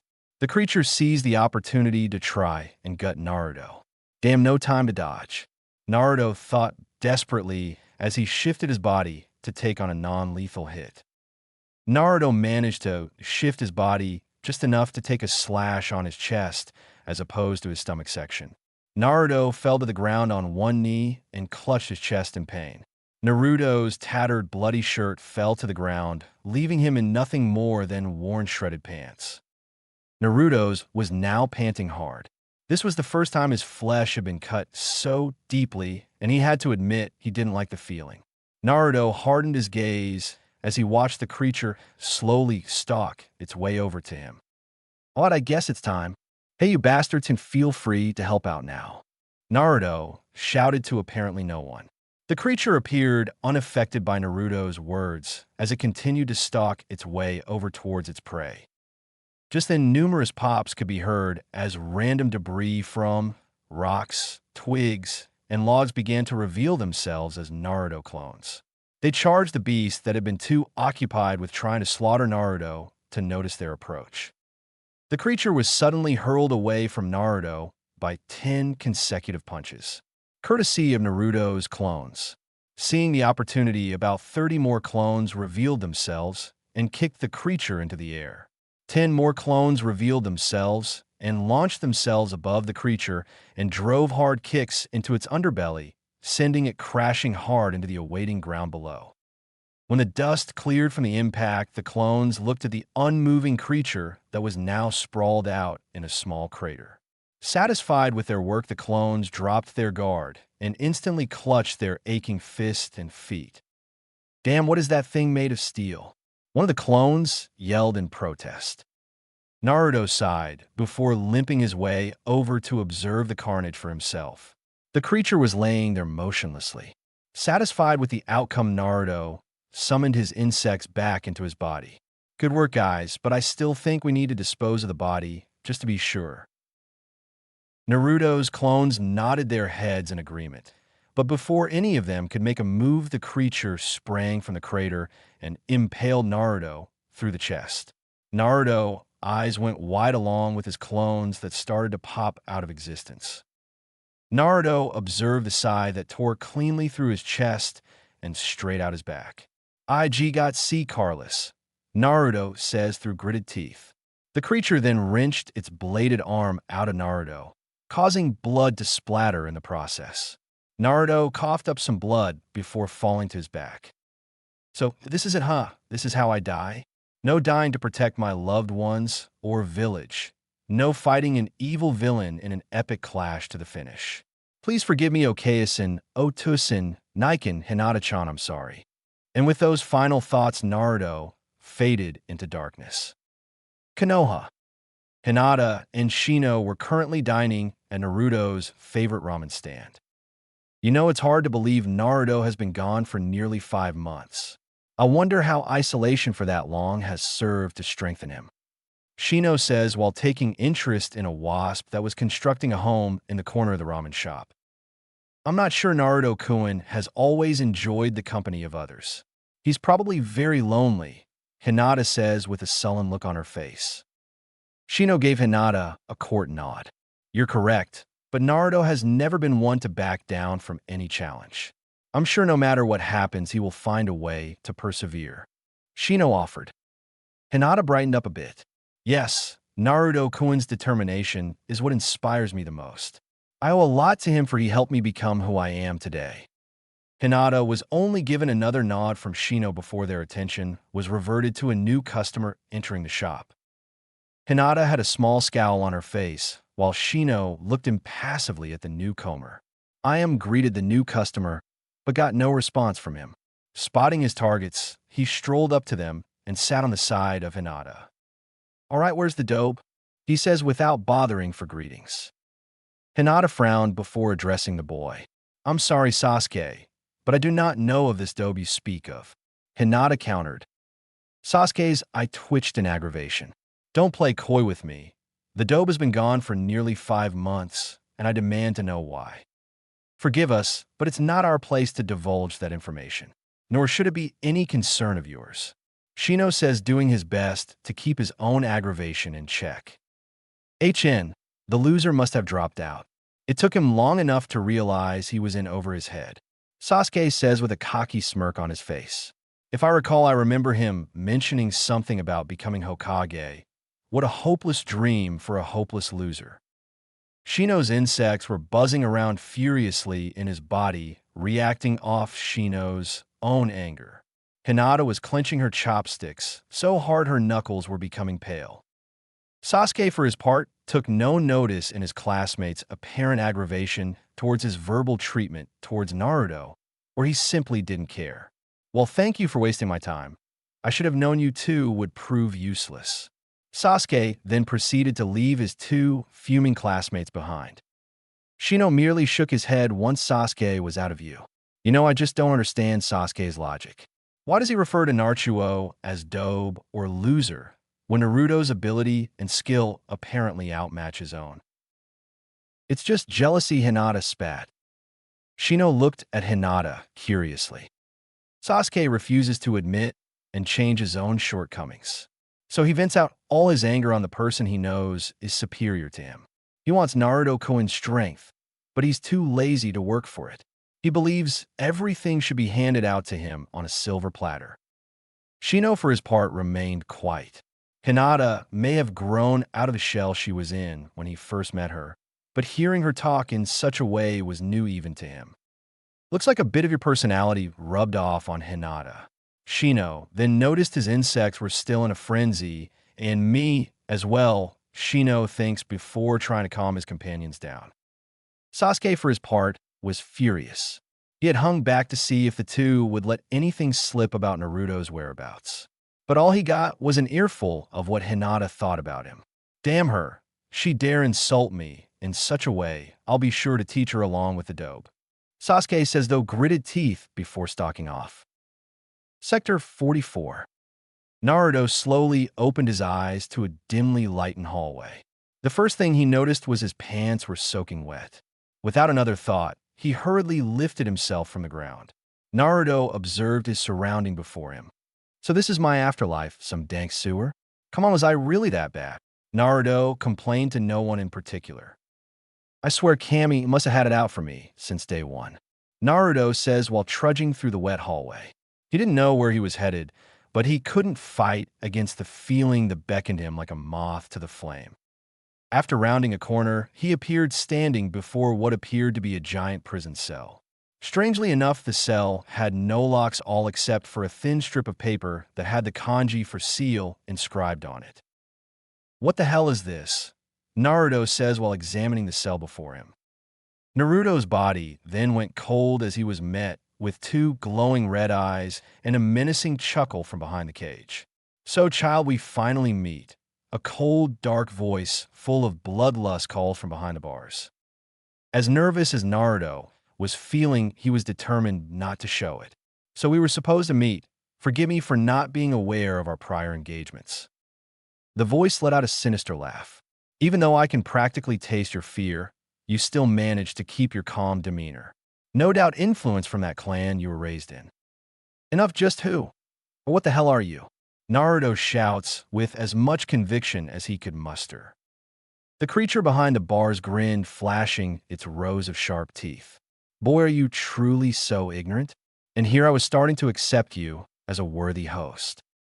Naruto looked confused at the statement. Host, what are you talking about? You can't mean you have been residing inside me all this time. Since the day of your birth, the creature states in a tone dripping with venom. Where do you think your unnatural chakra reserves derive, or your ability to heal at an incredible rate, or why the village hates you? Naruto was speechless to say the least. Trying to piece together the clues, he could only come up with one plausible answer. Why you read the Kyuubi no Kitsune? But you're supposed to be dead. As far as I'm informed, it's common knowledge a demon cannot be killed by a mortal. But every moronic human in your village that doesn't know the truth believes me to be so. Naruto took a few moments to access the situation before coming up with something to say. Okay, a lot has been made clear by this brief meeting, but something I don't understand is why me? Kyuubi simply stared at Naruto with impassive eyes. Why the hell should I know? Ask that accursed fourth Hokage when you see him in the afterlife. Naruto was upset about not getting his answer, but decided to move on to another question. All right, then I'll be sure to question him when I see him in the afterlife. But answer this for me. Why are we meeting face to face now? The QB bared his teeth into what had to be a menacing smile. Simple child, you're dying. Naruto paled at those words. Should I forgot about what was going on in the real world? I guess I'll get to ask the fourth why he sealed your ass in me in the first place sooner than I thought. Don't be a fool, child. I have no intentions on letting you die. For if your life ends, you will drag B to the grave along with you. And I will not allow that to happen until I escape this prison. Once that day arrives, I will personally reunite you with the fourth. Naruto took a step back, not liking the tone the fox used with him. Hey, you big stupid son of a bitch, if you hadn't noticed, I was impaled before coming here. I'm already as good as dead. The QB only snickered. I'll see to that problem. As for now, I'll grant you a portion of my chakra. But I want you to remember something. I do this for my own well-being, not yours. I detest you as much as the fourth himself. And if I had my way, I would already be feasting on your flesh. Well, the good thing I hate you as well, and the way I see it, you owe me. You've been freeloading off me for the past 12 years, and your chakra will serve as rent. So pay up already. QB stared down at Naruto with mild amusement on its face, while a red liquid seeped from behind the prison cell and began to wrap around Naruto. I'll admit, child, you're an interesting one. Naruto instantly became aware of his surroundings. He was back in the real world. He could feel it, hell, he could see the crimson chakra engulfing his body. His mouth was gaping in shock as he watched his grotesque wound being healed before his very eyes. The creature took a leap back from Naruto and simply observed the event unfold. Naruto's hair slowly became frizzy and wild, while his teeth and nails elongated. His whisker marks had become much more defined, and though his eyes were hidden from view, they had turned crimson and were now silted. Naruto could sense the distress from his Kekai. The chakra was no doubt affecting them as well. Naruto brushed those thoughts to the side. For now, he could only hope the chakra would serve to increase as opposed to hinder their power. A moment later, Naruto stood before the creature encased in a shapeless cloak of red chakra. Naruto observed his body. He could feel the unbelievable amount of chakra coursing through his body. He couldn't help the small grin that appeared on his face. He had power and lots of it, and he liked it. Naruto casually walked over to his discarded staff and picked it up, cracking his knuckles before shifting into a fighting stance. Round 2, let's begin. Naruto vanished in a burst of speed that left the creature confused. Before it could sniff out Naruto's position, it was already being pounded from all angles by a crimson blur. The creature tried to counter with reckless swipes at Naruto, but couldn't keep Naruto in its view long enough to do so. Naruto was ducking and weaving under the slashes without much effort. After dodging another slash intended to decapitate the blonde, he counters with a vicious strike from his staff that launched the creature into the air. The creature used its powerful wings to stop itself and flew indirectly towards Naruto, who for his part waited patiently for the target to reach him. The creature tried swinging its bladed arms simultaneously to slice Naruto in two. Naruto held up his staff and blocked the bladed arms. The two became locked in a battle for dominance. Naruto, for his part, remained calm as his insects began to spawn from his body. Each was covered in their own miniature crimson cloak. These arms of yours could prove troublesome. Let's say we do something about that. His insects in mere seconds had connected to the joints of the creature's arms and wings and tore through them like tissue. Naruto grinned at the sight. Damn, even my Kekai are more badass. The creature was now defenseless, but surprisingly to Naruto, it showed no sign that it was in any pain.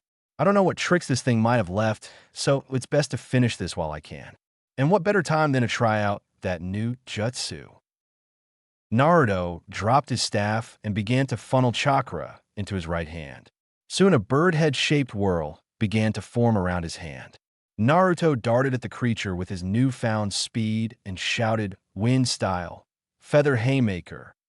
The attack burrowed straight, though the creature's midsection, severing its body in half. Naruto summoned his Kekia back and observed the creature writhe before slumping over dead. The crimson chakra that cloaked Naruto's body began to recede, as well returning his features back to normal. Naruto sighed and sat down on his rear and began to contemplate on what to do next. He knew for sure he had to tell his mother about this bizarre creature. Grabbing a blank scroll, Naruto scribbled a seal on it and prepared to seal the creature's remains. Naruto had to stop when he realized the creature started to glow and strange orange markings revealed themselves over its body. Naruto watched the event cautiously. His eyes widened as the creature's two halves began to revert into a more humanoid shape. Just what the hell is happening here? Soon enough, Naruto was staring at the remains of a man and not the creature that he once was. Naruto was speechless for the most part. Eventually, he was brought out of his temporary state of comatose when the contents in his stomach came back to say hello. Naruto was now on his knees a distance away from the core, hurling his mind out. The sight he had just witnessed was horrific. The man was cleaved in half and missing both his arms. His innards were clearly visible and blood was everywhere. Naruto had trouble coming to grips with the situation.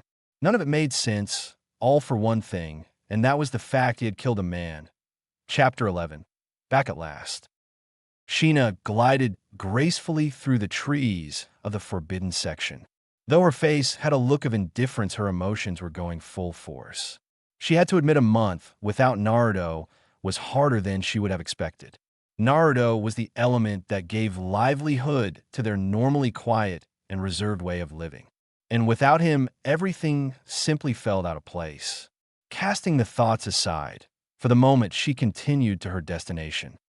An hour later, she landed gracefully on the campsite she had left Naruto to fend for himself for a month. Surveying the campsite, she could instantly tell there had been a recent battle there. Not one unlike two ninja would have.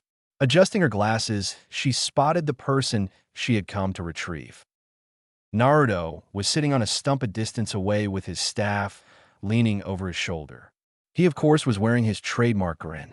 "Long time no see, Elkaisen," he says cheerfully. Sheena gave an uncharacteristically wide smile, which caught her by surprise. Naruto only grinned wider. "I haven't seen you smile like that in a long time. You must have really missed me," Naruto says before racing over to Sheena and embracing her in a tight hug. "Yes, it's been far too quiet without you around." Naruto frowned. "So that's all I'm good for?" Sheena smiled before ruffling Naruto's hair. "That among other things." Naruto released Sheena from his brace, just in time to deflect a kunai with his staff that was aimed for his cheek. Naruto groaned. "Did she really have to tag along with you?" Anko leapt from the trees and landed smoothly in the campsite. "So, I see the Gaki's gotten a little better. I guess next time I'll have to try a little harder." "Well, if it isn't Anko-san, it's been a while. Not that I missed you," Naruto states with annoyance. Anko had a mock look of pain on her face. "Agaki, you're gonna hurt my feelings. And after I was kind enough to escort your mother here, that's how you repay me? Give me a break. You only came here in hopes of catching a glimpse at my mangled body. But unfortunate for you, I'm alive, and it's been 5 months, and trust me, I haven't forgotten about our little wager." "Damn little Gaki, I was hoping he'd forget about that." "Oh well, how much can the shrimp eat?" Anko snorted. "Whatever, it's only some ramen. And though I would have enjoyed seeing your mangled body remains, but by your clothes, or lack of them, I can see the wildlife put you through hell.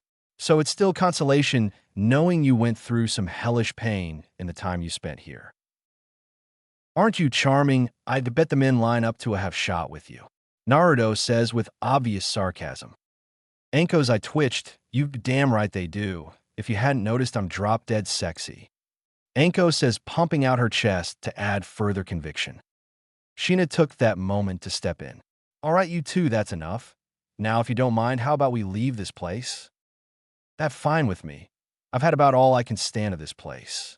But before we go, there's something I have to show you." Naruto says while grabbing a scroll from his pocket. Before I show you what I'm about to, it's probably best I tell you the story behind it first. Shina's along with Anko's interest were piqued at this point. Naruto began a recap of his confrontation with the strange creature that had attacked him a week ago. Shina and Anko would give an occasional nod or shocked look, but for the most part remained silent. Once Naruto reached the section where he was impaled by the beast, Anko started to believe the story was a bunch of BS. While Shina's palms became sweaty and she was doing her best to hide the nervous look on her face. Naruto had paused for a while once he got to that part of the story. After a while, he turned to Shina with a forlorn look plastered on his face. Okay, Essen, I know what's sealed within me, Naruto states in a sullen tone. Shina's eyes went wide, though it was hard to tell due to her shades. Oh, Naruto, I'm so sorry you had to find out in this manner, Shina says while pulling Naruto into a tight hug. Anko's eyes were wide as well, so the Gaki knows about the demon. Damn, that must be rough. Naruto, is there any way you could ever forgive me and your Otusen? I swear we only hid the truth to protect you.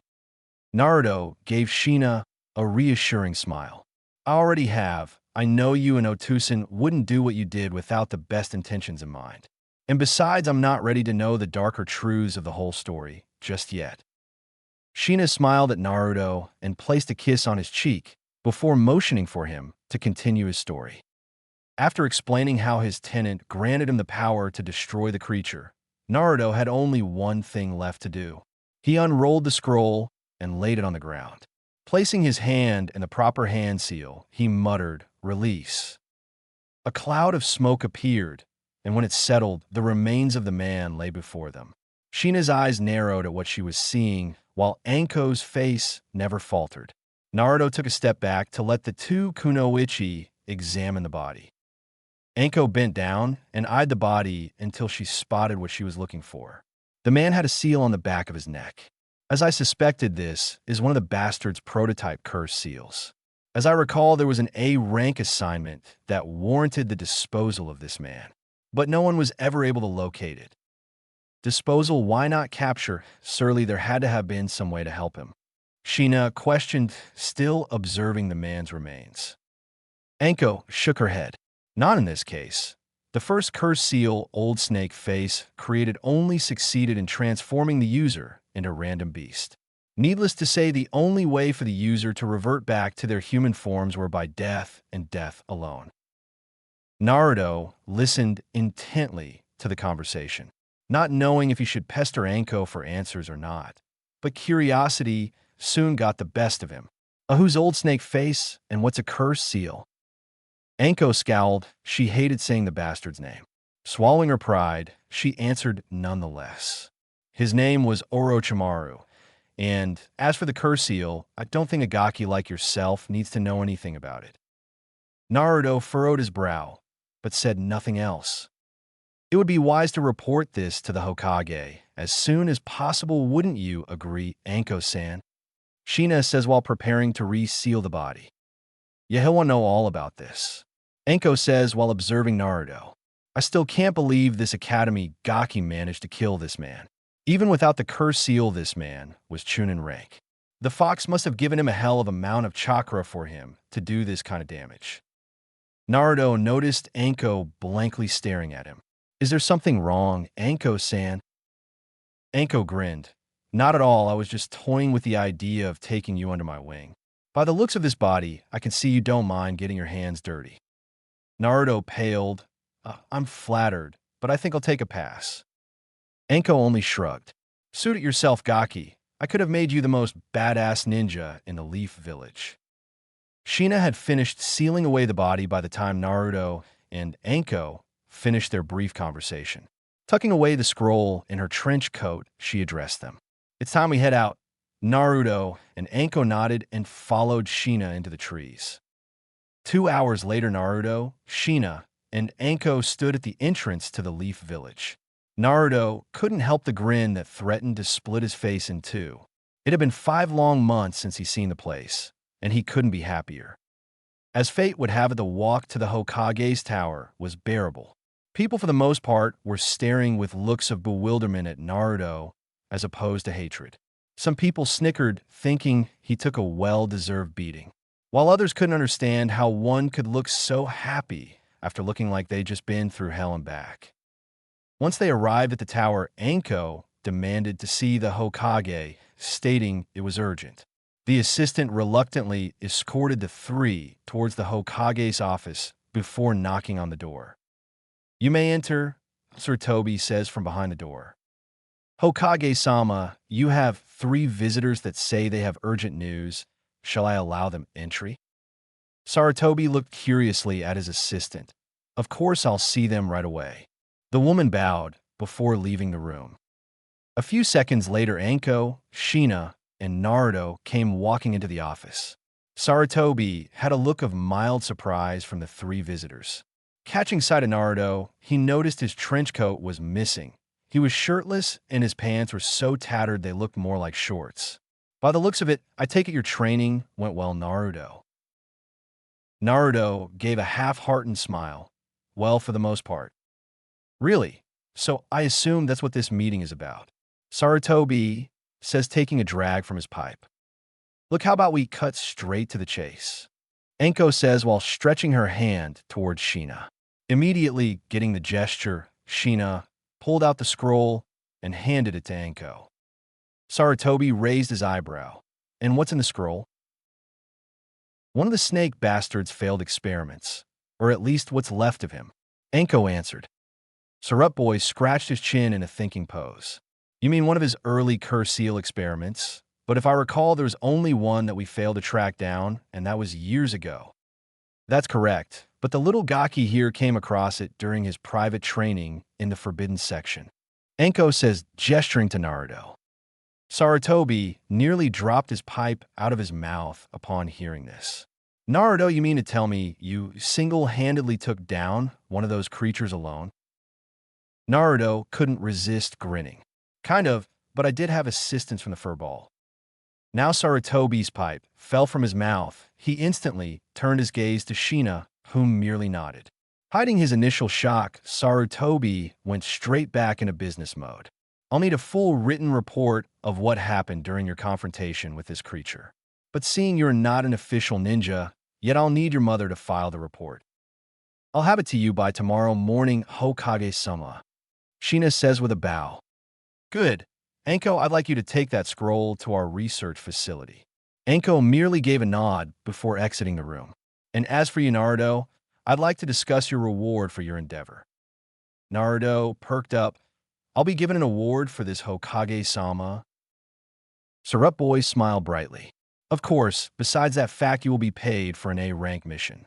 I think a little something extra should be given to the first Academy student in history to complete an A-rank assignment."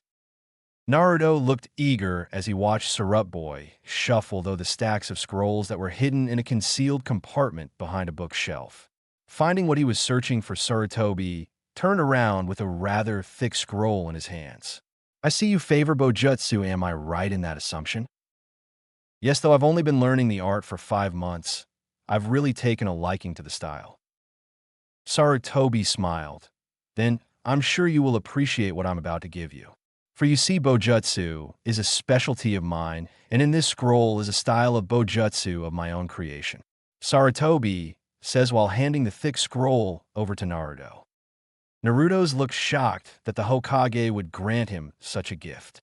"Hokage-sama, thank you. I promise to have this style down in no time at all." Slinging the scroll over his shoulder, he gave a respectful bow. "Think nothing of it, you deserve it. Just make sure to take good care of that scroll. I don't want just anyone having a look at it." Naruto nodded his understanding before following Shina out of the office. Once they were out of the Hokage Tower, Shina thrust a wallet into Naruto's hand. "I'd like you to go shopping for some new clothing and ninja equipment. In the meantime, I'll inform your father of all the recent events." "Sure, I'm sick of walking in these tattered remains anyway." "I'm sure you are. I'll see you at home in an hour," Shina says before changing course towards the Aburame Manor, while Naruto headed off towards the shopping district. Naruto waded through the busy streets of Konoha until he came across a ninja supply shop with a name Perfect 10. Shrugging, Naruto walked into the shop. He noticed the girl behind the counter looked to be about the same age he was. Her hair was styled into two buns, while she was dressed in traditional Chinese clothing. "Welcome to Perfect 10, she says without looking up from the magazine in her hand. "If there's anything I can help you with, please ask.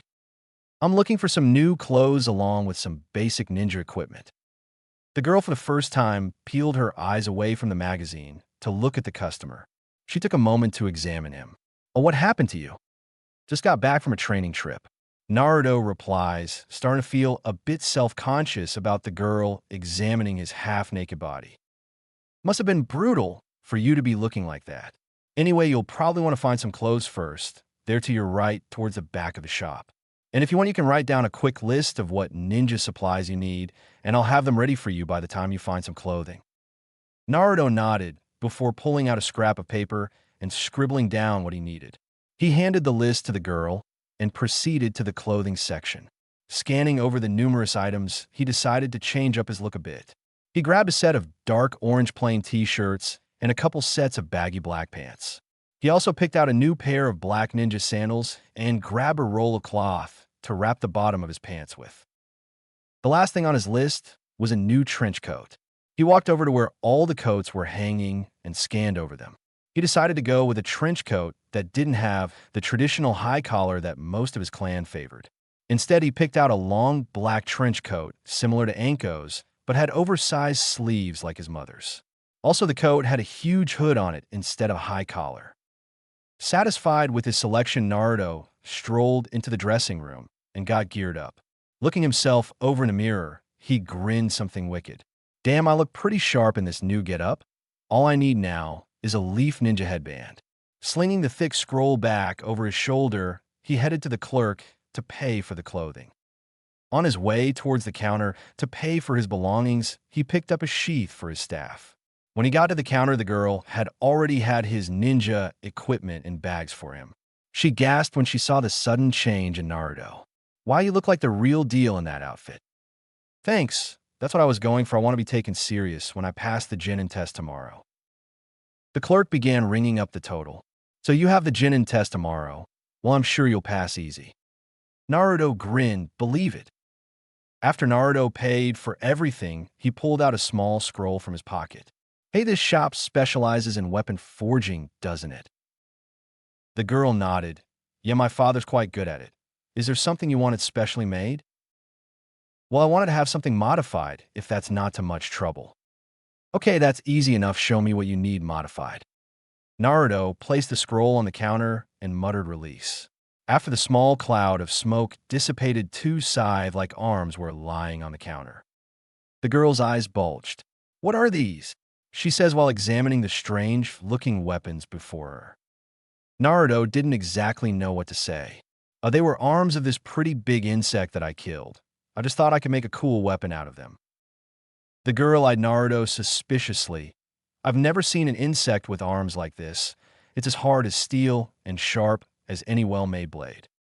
Naruto only shrugged. "Well, that's the truth. I came across this giant mantis creature during my training, and I killed it and kept its arms for a souvenir." The girl had decided to buy the story and pressed on. "Well, since my father is out on business, you'll have to tell me what you wish for these to be turned into." Naruto pulled out a rolled-up piece of parchment and handed it to the girl. "Here, it's all on that parchment. Feel free to read over it if you'd like." The girl began to read what was on the parchment. "So you wish to forge this into a kuzarigama by using one of the arms to form the sickle portion of the weapon, while the other arm is to be melted down and used as the chain. You also want the iron weight to weigh 25 pounds. It also says that you want the sickle half to remain the same size as the arm, even though a traditional kuzarigama sickle is about 1/4 the size of that arm." Naruto nodded. "Sounds pretty cool, right?" "Well, it sounds cool, but it's unorthodox. I've never heard of someone wielding such a weapon. Are you sure you'll be able to handle something so heavy and bizarre?" Naruto simply shrugged. "Beats me. I'll give it a shot, though. Besides, if I can, it would still be cool just to hang it up on my wall or something." "All right, then, if that's what you really want. I'm sure my father could have this done for you in about 2 weeks' time. just drop by then. But first I'll need your name. It's Aburame Naruto. The girl wrote the name down and gathered the arms and instructions. Well, thank you for doing business with Perfect 10 Naruto.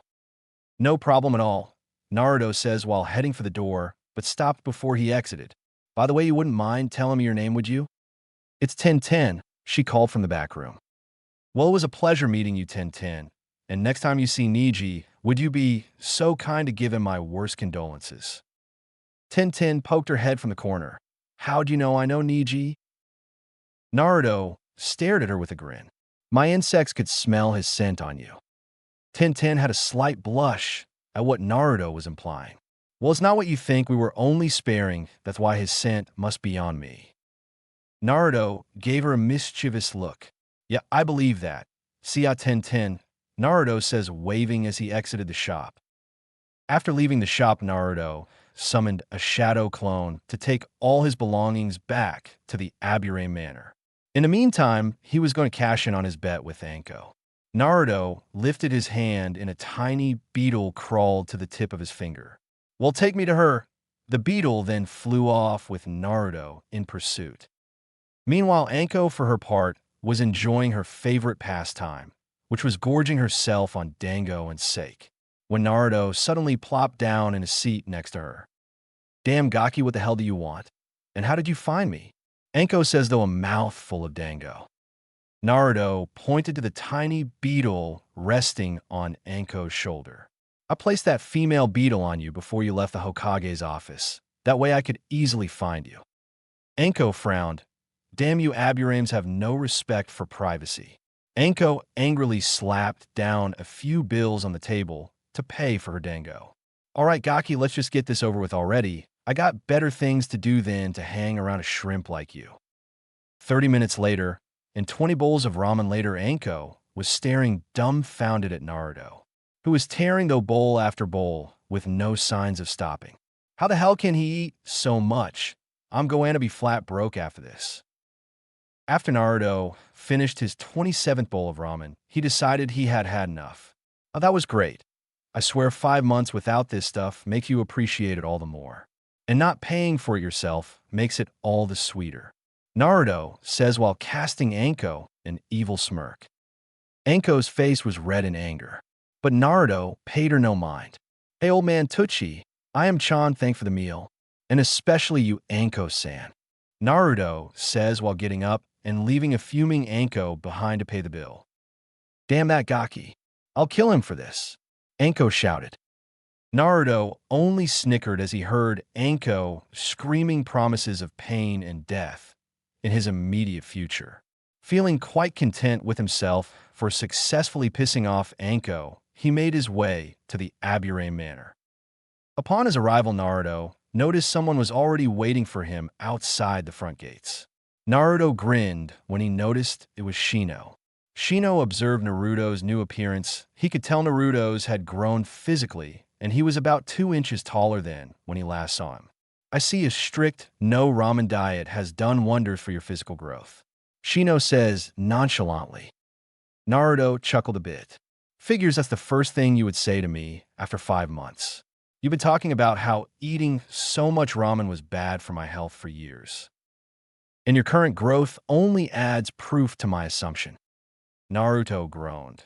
You know, why couldn't we have a more heartfelt reunion, like a hug? You do remember those, don't you? Naruto says while pulling out his arms to give Shino a hug. Shino adjusted his glasses and turned his head to not show his embarrassment. Come on, you know you want to, Naruto pouted. But before Shino could protest, he was already being wrapped in a bear hug by Naruto. And Naruto, you're crushing me, Shino says in shocked voice. Naruto released Shino from his death grip. Sorry about that, Naruto says bashfully. Shino took a moment to catch his breath. I see your strength has increased tenfold. You have to tell me all about your training regime. Naruto nodded, sure thing, but I'll be wanting to hear all about the last 5 months of the academy I missed in exchange. Shino nodded before ushering Naruto inside the house, and already giving his recap of the last 5 months in vivid detail. Following day. At the sound of his alarm clock, Naruto yawned and stretched his muscles. Today was the day after 4 long years at the academy. It was finally time to show his medal. It was graduation day, and he was going to pass with flying colors. Pulling himself from his bed, he went to get ready for the day. After he was all geared up, he went downstairs to have a light breakfast. Shino was already there having a discussion with Shibi and Shina, while a few other clansmen were there eating in silence. Naruto greeted everyone and sat down and grabbed some toast and milk. Once breakfast was over, all the clan that had been present wished Naruto and Shino the best of luck for their coming test, even though no one doubted Naruto and Shino would pass easily enough. Naruto and Shino thanked everyone for their kind words and headed out. During the walk to the academy, Shino noticed Naruto was grinning like a madman. "Excited are we?" Shino pried. Naruto looked at Shino. "Of course I am. This is a Shino, the moment we've been waiting for all of our lives. Today's the day we become official ninja of the Hidden Leaf." Shino nodded. "I suppose that is a good reason to be in such high spirits." Naruto and Shino arrived at the academy 20 minutes later. Wasting no time, Naruto and Shino headed for the classroom. Once they entered, the loud chattering instantly died down as most of students were observing the blonde boy standing next to Shino. "Naruto, is that you?" Irika says, shocked at the boy's appearance. Not only was Naruto taller and more built, but his demeanor had a strange, demanding presence to it. That puzzled the Chunin teacher. Naruto looked at Irika, a bit confused. "Yeah, it's me, Irika-sensei. Who else would I be?" Naruto then noticed the class was staring at him in bewilderment, all except one. Sasuke was staring at him with contempt. Naruto pretended not to have noticed it and scanned the room for Hinata. He spotted her in their usual spot in the top row and proceeded to go sit next to her with Shino in tow. Many eyes watched as Naruto walked by them. When Naruto got there, Hinata already had a beet red face. "Hey, Hinata-chan, it's been a while. How you holding up?" Naruto says cheerfully and taking the seat next to Hinata. Hinata diverted her eyes from Naruto. "I am fine, really. But what about you? How did your training go?" Sasuke scowled upon hearing this. So the dope has been off training all this time. How couldn't I piece it together? Damn, why was he allowed to leave this dump for training while I had to subject myself to this mediocrity? Naruto just grinned. "Just wait until you can see what I can do." Irika then called attention to the class. "All right, class, as you know, this is the day for your graduation exam. The test will be broken down into 2 portions, written and ninjutsu. You'll be required to perform a replacement, transformation, and clone jutsu, and that's all it takes." Mizuki then appeared in a burst of smoke with numerous leaf hitayate behind him. Complete the test successfully, and you get your hands on one of these hitayate. Mizuki then proceeded to hand out the written portion of the test. Naruto scanned over the test. Written exams weren't exactly his forte, but the questions presented to him were easy enough to complete. After finishing, Naruto flipped his paper over and waited for the rest of the Genin hopefuls to complete the test. After everyone had completed the test, Irika and Mizuki graded the test and announced that everyone had passed that portion of the test. "All right, now that that's out of the way, we will begin the ninjutsu portion, starting in alphabetical order. Aburame, Naruto, that means you're up first." Naruto strolled down to the center of the class, with confidence radiating off him. "Okay, Naruto, there's a log in the corner over there. I'd like you to replace yourself with it," Irika says, pulling out his clipboard. Naruto ran through some lighting fast hand signs and replaced himself with the log.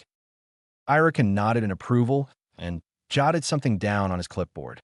"Next, show me a clone jutsu, or any variant you have of the jutsu." Naruto made a hand sign, shadow clone jutsu. A few pops were heard and 10 perfect copies of Naruto stood there. "Perfect shadow clones as expected. Good work, Naruto. Next, show me a transformation, and it's a wrap." Naruto had a mischievous grin on his face. He placed his hand in the proper seal and chanted transform. A cloud of smoke appeared and a nude, beautiful blonde teenage girl with giant butterfly wings was standing before them. The class was shocked at what they were seeing. Well, the girls were angry while the boys were fighting nosebleeds. The girl blew Irika a kiss. Is this good enough, Irika-sensei? She spoke in a seductive tone. Irika, I twitched in anger before he bopped Naruto over the head. Will you be serious? Fine, Naruto grumbled before snapping his fingers. Each one of his shadow clones then transformed into perfect copies of random students in the class. Their 10 successful clones now hand me the headband already. Irika smiled approvingly before he thrust Naruto a headband. Congratulations, Naruto, you're officially a ninja of the Hidden Leaf Village. Naruto bounded back up to his seat as happy as a clown. Congratulations, Naruto-kun, Hinata says with a blush. I thought your performance was rather distasteful, Shino states with a look of annoyance on his face. Yeah, you're just mad because you didn't think of it, Naruto countered. Shino was about to object to that claim before his name was called. The day went on until everyone had passed the test. They were then told that they were to meet back in the classroom the following day to be placed on 3-man teams. After Shibi and Shina had taken Naruto and Shino out for dinner to congratulate them for passing the test, Naruto shut himself in his room to look over the scroll the Hokage had given him. He couldn't believe how complex the style was from his own. On top of that, he couldn't get the team selection off his mind. For the most part, Naruto just hopped. He didn't get stuck with Sasuke. Though he would have loved to be on a team with Shino and Hinata, he knew the odds were against him.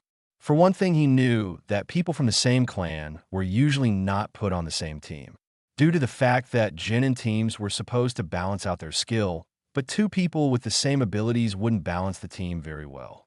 So the thought of having Shino on the same team was quickly out the door. But that still left Hinata. He figured his odds with Hinata were just as low as being put on a team with Shino. Her abilities were well suited for tracking, while his abilities were better suited for a striking team. He may have the necessary equipment to be a tracker, but he knew that was more up Shino's lane. Casting the thoughts aside, he slouched back in his chair and thought about preparing himself for bed, until he noticed one of his insects came flying through the window.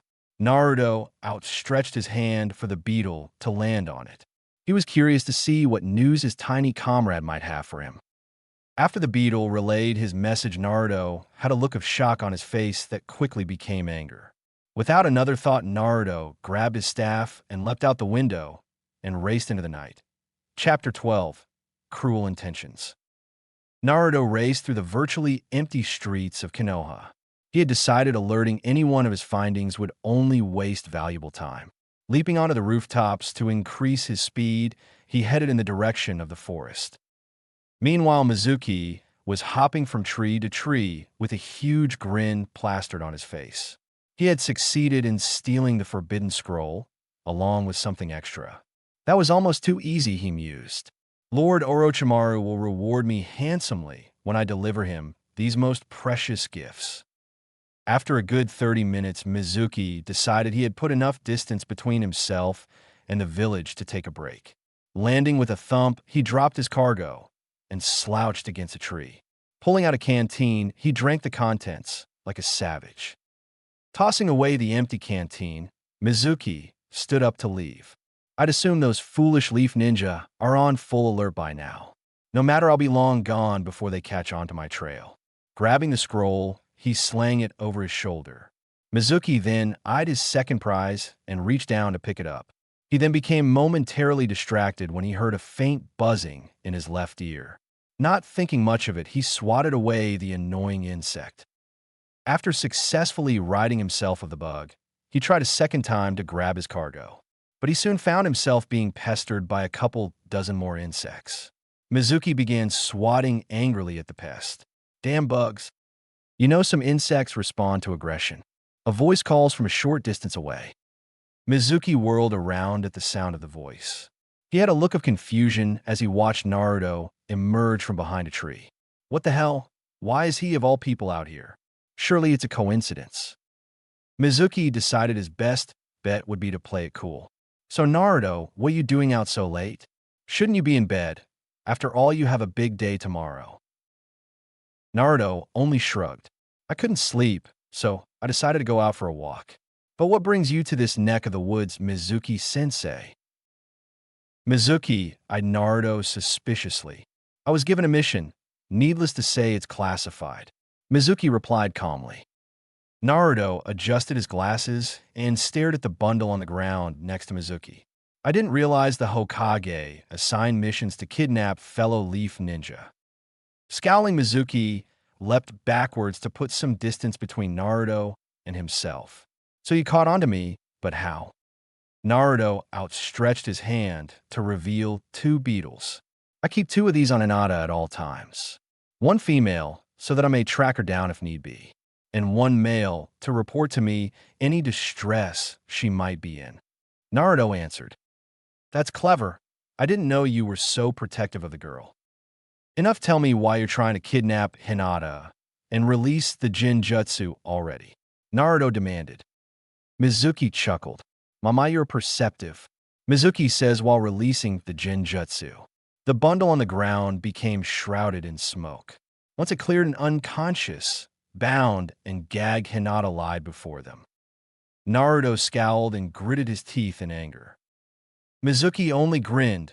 What's wrong, Naruto? You look upset. And if you have to know, I planned on delivering your little friend to Lord Orochimaru as a show of loyalty. So you planned on turning traitor to join the Snake Man. On top of it, you tried to make off with my best friend and use her as a bargaining chip? Mizuki had a sinister smirk. Yeah, that about sums up my plan. Then you're a fool. Even without my interference, you would have been caught before you made it to the border. But now that you have dragged one of my precious people into this scheme of yours, I'll see to it myself that you don't make it out of this forest. Mizuki erupted into laughter. Never in my life would I have expected such sentimental rubbish coming from someone like you. Naruto instantly caught the hidden message behind Mizuki's words. Someone like me? Naruto says in a sullen tone. Mizuki knew it was time to play his trump card. That's right, Naruto, haven't you ever wondered why the village scorns and rejects you? And it's not because of that freak show of clan you come from. It's because the demon that attacked our village 12 years ago is in fact sealed away inside you. That's right, Mommy and Daddy have been keeping secrets along with the rest of the village.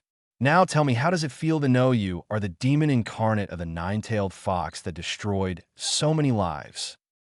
Naruto's face portrayed a look of utter defeat. He cast his vision towards the ground and away from Mizuki. Seizing the opportunity, Mizuki unlatched the giant shuriken from his back and threw it full force at Naruto. He grinned like a madman as he watched the shuriken plunge into Naruto's chest and pinned him against a tree. Satisfied with his work after observing the carnage, Mizuki wrenched the shuriken out of Naruto and watched his lifeless body fall limp to the ground. I expected the great Kyuubi to have been more of a challenge. Mizuki's eyes then became wide as he watched Naruto's body dissolve into tiny beetles. What the hell? Before he could finish his sentence, Mizuki was hit hard from behind. Mizuki was sent tumbling until his face met with a nearby tree. Mizuki pulled his aching face from the splintered wood and turned around to the sight of 3 Narutos. One had the scroll in his hands, while another was holding the unconscious Hinata, and the last was crouched down with his staff pointed towards Mizuki. Mizuki was confused. He was more than sure revealing such heavy information on Naruto would surely leave him vulnerable. Mizuki wiped away the blood from his lip and stared at Naruto with contempt. Damn, can this green genin really be a match for me? Mizuki shakily lifted himself to his feet. I acknowledge your strength, Naruto, but you're still just a genin who's in over his head. It's true, I may be just a genin, but you should know not to ever underestimate me. Naruto replied calmly. By the way, I have to admit telling me about the nine-tailed fox would have been a good idea for defeating me, if you would have tried it about a week ago. I see. You found out prior to this battle. Nevertheless, don't underestimate my abilities either. Mizuki roared as he charged the trio of Narutos. Naruto's clones leapt into the trees to stay clear of the fight, while Naruto himself remained where he stood. Mizuki performed a quick set of hand signs and created 5 clones of himself. Each pulled out a kunai as they raced towards Naruto. A cheap parlor trick like this won't work on me, Naruto says while charging head-on to meet Mizuki.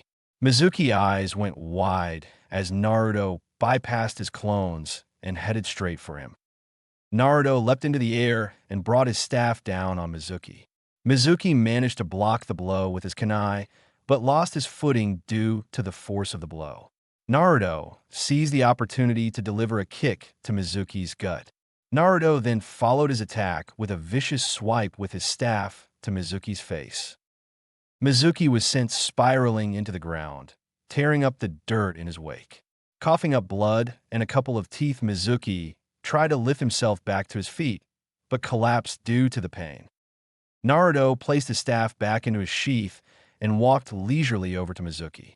"It's over, Mizuki. You haven't the strength left to beat me. So I'll give you the option of letting you return to the village with me, with only a damaged ego. Or I'll drain you completely of your chakra and drag you back to the village. Either way, you will have to pay for your crimes." Mizuki's eyes were bloodshot with rage. "How dare you patronize me? You speak as if this is over." Mizuki pulled out a kunai and tossed it at Naruto, whom merely dodged it without much effort.